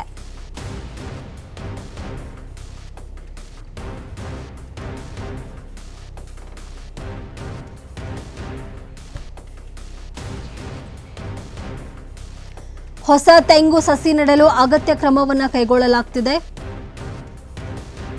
ಮೀನುಗಾರಿಕೆಗೆ ಹೆಚ್ಚಿನ ಆದ್ಯತೆಯನ್ನ ನೀಡಿದೆ ಕೇಂದ್ರ ಸರ್ಕಾರ. ಹೈನುಗಾರಿಕೆ, ಕೋಳಿ ಸಾಕಾಣಿಕೆಗೂ ಹೆಚ್ಚಿನ ಆದ್ಯತೆಯನ್ನ ನೀಡಲಾಗ್ತಿದೆ. ತೆಂಗಿನಕಾಯಿ ಸಂಸ್ಕರಣೆ, ರಫ್ತಿಗೆ ಹೆಚ್ಚಿನ ಅವಕಾಶವನ್ನು ನೀಡಲಾಗ್ತಿದೆ. ಕೃಷಿಯಲ್ಲಿ ಹೊಸ ತಂತ್ರಜ್ಞಾನ ಬಳಕೆ ಮಾಡಲಾಗ್ತಿದೆ. ಓಕೆ, ತೆಂಗು ಬೆಳೆಯೋ ರೈತರಿಗೆ ಉತ್ತೇಜನ ಅಂದರೆ ದೇಶದ ಯಾವ್ಯಾವ ಭಾಗಗಳಲ್ಲಿ ತೆಂಗನ್ನು ಹೆಚ್ಚಾಗಿ ಬೆಳೀತಾರೋ ಅವ್ರಿಗೆ ಒಂದಷ್ಟು ಉತ್ತೇಜನವನ್ನು ಕೊಡಲಿಕ್ಕೆ ಮತ್ತು ತೆಂಗನ್ನು ಎಕ್ಸ್ಪೋರ್ಟ್ ಮಾಡುವಂಥ ಒಂದು ಆಲೋಚನೆಯಲ್ಲಿ ಇದ್ದ ಹಾಗೆ ಕಾಣಿಸ್ತಾ ಇದೆ. ಮಗದೊಂದು ಕಡೆ ಈ ಮೀನುಗಾರಿಕೆಗೆ ಹೆಚ್ಚಿನ ಆದ್ಯತೆಯನ್ನು ನೀಡಲಿಕ್ಕೆ ಕೇಂದ್ರ ಸರ್ಕಾರ ಮುಂದಾಗಿದೆ. ಈಗೇನು ಕರಾವಳಿ ಭಾಗದಕ್ಕೆ ಇದರಿಂದ ಅಂದರೆ ಅದು ಬರೀ ನಮ್ಮ ವೆಸ್ಟರ್ನ್ ಸೈಡ್ ಇರ್ತಕ್ಕಂಥ ಕರಾವಳಿ ಮಾತ್ರ, even we have to see eastern ಕಡೆಯೂ ಸಹ, ಅದು ನಮ್ಮ ಆಂಧ್ರ ಆಗಿರಬಹುದು, ತಮಿಳುನಾಡು ಆಗಿರಬಹುದು, ಒರಿಸ್ಸಾ ಆಗಿರ್ಬೋದು, ಪಶ್ಚಿಮ ಬಂಗಾಳ ಆಗಿರಬಹುದು. ಸೊ ಈ ಭಾಗಗಳಲ್ಲೂ ಸಹ ಮೀನುಗಾರಿಕೆಗೆ ಉತ್ತೇಜನ ಕೊಡಬಹುದಾದಂಥ ಸಾಧ್ಯತೆ ಮತ್ತು ಕೃಷಿಯಲ್ಲಿ ಹೊಸ ತಂತ್ರಜ್ಞಾನಗಳನ್ನು ಬಳಕೆ ಮಾಡ್ತಾರೆ. ತೆಂಗು ಒಂದಾದರೆ ಮಗದೊಂದು ಕಡೆ ನಾವು ನಮ್ಮ ರಾಜ್ಯದವರು ಅಡಿಕೆ ಮತ್ತು ಕಬ್ಬಿಗೆ ಜಾಸ್ತಿ ಏನೋ ಒಂದಷ್ಟು ವಿಚಾರಗಳು ಅಂದರೆ ಕಬ್ಬು ಮತ್ತು ಅಡಿಕೆಗೆ ಸಂಬಂಧಪಟ್ಟಂತಹ ಒಂದಷ್ಟು ರಿಫಾರ್ಮ್ಸನ್ನೇ ಇಂಟ್ರೊಡ್ಯೂಸ್ ಮಾಡ್ಬೋದು ಅಂತ ನಾವು ಅಂದ್ಕೊಂಡಿದ್ವಿ. ಯಾಕೆಂದರೆ ನೋಡಿ, ಮೊನ್ನೆಯಷ್ಟೇ ನಮ್ಮ ಕಬ್ಬು ಬೆಳೆಗಾರರು ಯಾವ ರೀತಿಗೆ ಹೋರಾಟ ಮಾಡಿದ್ದಾರೆ ಬೆಂಬಲ ಬೆಲೆಗೆ ಆಗ್ರಹಿಸಿ ಅನ್ನೋದನ್ನು ನಾವು ನೋಡಿದ್ದೀವಿ. ಸೊ ಹಾಗಾಗಿ ಅದು ಒಂದು. ಎರಡನೇದು, ಹೈನುಗಾರಿಕೆ, ಕೋಳಿ ಸಾಕಾಣಿಕೆಗೂ ಹೆಚ್ಚಿನ ಆದ್ಯತೆಯನ್ನು ನೀಡುವಂಥದ್ದು ಅನ್ನೋದು. ಸೊ ಇದೆಲ್ಲವೂ ಅತಿ ಹೆಚ್ಚು ಏನೋ ಬದಲಾವಣೆ ಆಗೋಗ್ಬಿಡುತ್ತೆ, ಜಿ ಡಿ ಪಿಯ ಮೇಲೆ ಹೆಚ್ಚಾಗಿ ಪರಿಣಾಮ ಬೀರುತ್ತೆ ಅಂತ ನಾವು ಹೇಳಲಿಕ್ಕೆ ಸಾಧ್ಯ ಇಲ್ಲ. ಏನು ನೀವು ಹೊಸ ರಿಫಾರ್ಮ್ಸನ್ನು ತರ್ತೀರಾ ಅನ್ನೋದನ್ನು ನಿರ್ಮಲಾ ಸೀತಾರಾಮನ್ ಅವರು ಇನ್ ಡೀಟೇಲ್ ಆಗಿ ಹೇಳಿಲ್ಲ. ಆಮೇಲೆ MSMEಗಳ ಬಗ್ಗೆ ನಾವು ಮಾತಾಡಲೇಬೇಕು ಈ ಸಂದರ್ಭದಲ್ಲಿ. Very sorry to say this, MSMEಗಳ ಬಗ್ಗೆ ಹೆಚ್ಚಾಗಿ ವಿಚಾರವನ್ನು, ಅವರ ಆರ್ಥಿಕ ಸದೃಢತೆಯನ್ನು ಬಲಗೊಳಿಸುವ ನಿಟ್ಟಿನಲ್ಲಿ ಯಾವುದೇ ಅಂಶಗಳನ್ನು ಅವರು ಇನ್ಕ್ಲೂಡ್ ಮಾಡಿಲ್ಲ. MSMEಗಳು ಅಂದರೆ ಈ ಸಣ್ಣ ಕೈಗಾರಿಕೆ ಆಗಿರ್ಬೋದು, ಗುಡಿ ಕೈಗಾರಿಕೆ ಆಗಿರ್ಬೋದು, ಮಧ್ಯಮ ಕೈಗಾರಿಕೆಗಳಾಗಿರ್ಬೋದು, ಇದೆಲ್ಲವೂ ಸಹ ಒಂದು ಅವು ಸ್ಟ್ರಾಂಗ್ ಆಗಿ ನಿಲ್ಲಬೇಕು. ಎರಡನೇದು, ಅವು ಸ್ಟ್ರಾಂಗ್ ಆಗಿ ನಿಂತರೆ ಉದ್ಯೋಗ ಸೃಷ್ಟಿಯಾಗುತ್ತೆ. ಮೂರನೇದು, ಉದ್ಯೋಗ ಸೃಷ್ಟಿಯಾಗೋದ್ರಿಂದ ನೀವು ಅನ್ಎಂಪ್ಲಾಯ್ಮೆಂಟ್ ಅನ್ನುವ ವಿಚಾರವೇನು ಪದೇ ಪದೇ ಪ್ರಸ್ತಾಪ ಮಾಡ್ತೀರಿ, ಅದಕ್ಕೆ ಕಡಿವಾಣ ಹಾಕಲಿಕ್ಕೆ ಸಾಧ್ಯ ಆಗುತ್ತೆ. ಫೋರ್ತು, GDPಯ ಮೇಲೆ ಅದು ನೇರವಾಗಿ ಪರಿಣಾಮ ಬೀರುತ್ತೆ. ಇದಕ್ಕೆ MSMEಗಳಿಗೆ ಸರ್ಕಾರದ ಕಡೆಯಿಂದ ಸಿಗಬೇಕಾಗಿರ್ತಕ್ಕಂಥ ಹಣಕಾಸಿನ ನೆರವಾಗಿರಬಹುದು, ಜೊತೆಗೆ ಅವರ ಜೊತೆಗೆ ನಿಲ್ಲುವಂಥ ಒಂದು ಪ್ರಯತ್ನ ಆಗಿರ್ಬೋದು, ಇದ್ಯಾವುದನ್ನು ಸಹ ಮಾಡ್ತೀವಿ ಅನ್ನುವಂಥ ಒಂದು ಆಶ್ವಾಸನೆಯನ್ನು ಈ ಬಾರಿಯ ಬಜೆಟ್ನಲ್ಲಿ ನಿರ್ಮಲಾ ಸೀತಾರಾಮನ್ ಅವರು ಘೋಷಣೆ ಮಾಡಿಲ್ಲ. ಸೊ ಹಾಗಾಗಿ ಇದು ಸಹಜವಾಗಿ ತೀವ್ರ ನಿರಾಸೆಯನ್ನು ಉಂಟು ಮಾಡಿದೆ. ಓಕೆ, ಮತ್ತಷ್ಟು ಅಪ್ಡೇಟ್ಸ್ ನೋಡೋಣ, ಮತ್ತಷ್ಟು ಇದ್ರ ಬಗ್ಗೆ ಮಾತಾಡೋಣ ಒಂದು ಬ್ರೇಕ್ ಆದಮೇಲೆ.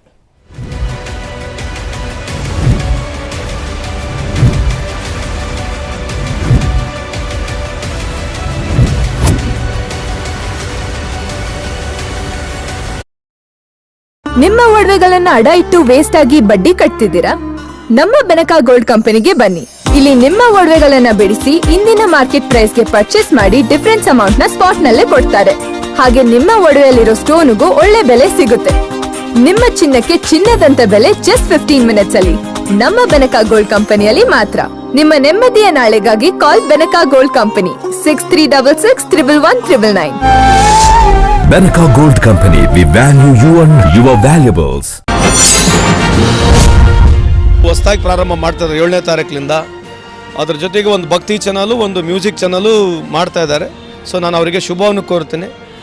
ತಾವೇನು ಈ ಹೊಸ ವೆಂಚರ್ನಲ್ಲಿ ಕೈ ಮುಂದೆ ಬರ್ತಾ ಇದ್ದಾರೆ, ಕಾಲ ನೀಡ್ತಾ ಇದ್ದಾರೆ, ನಿಮಗೆ ಯಶಸ್ಸು ಸಿಗಲಿ ಅಂತ ಆ ಭಗವಂತನಲ್ಲಿ ಪ್ರಾರ್ಥಿಸ್ತೀನಿ.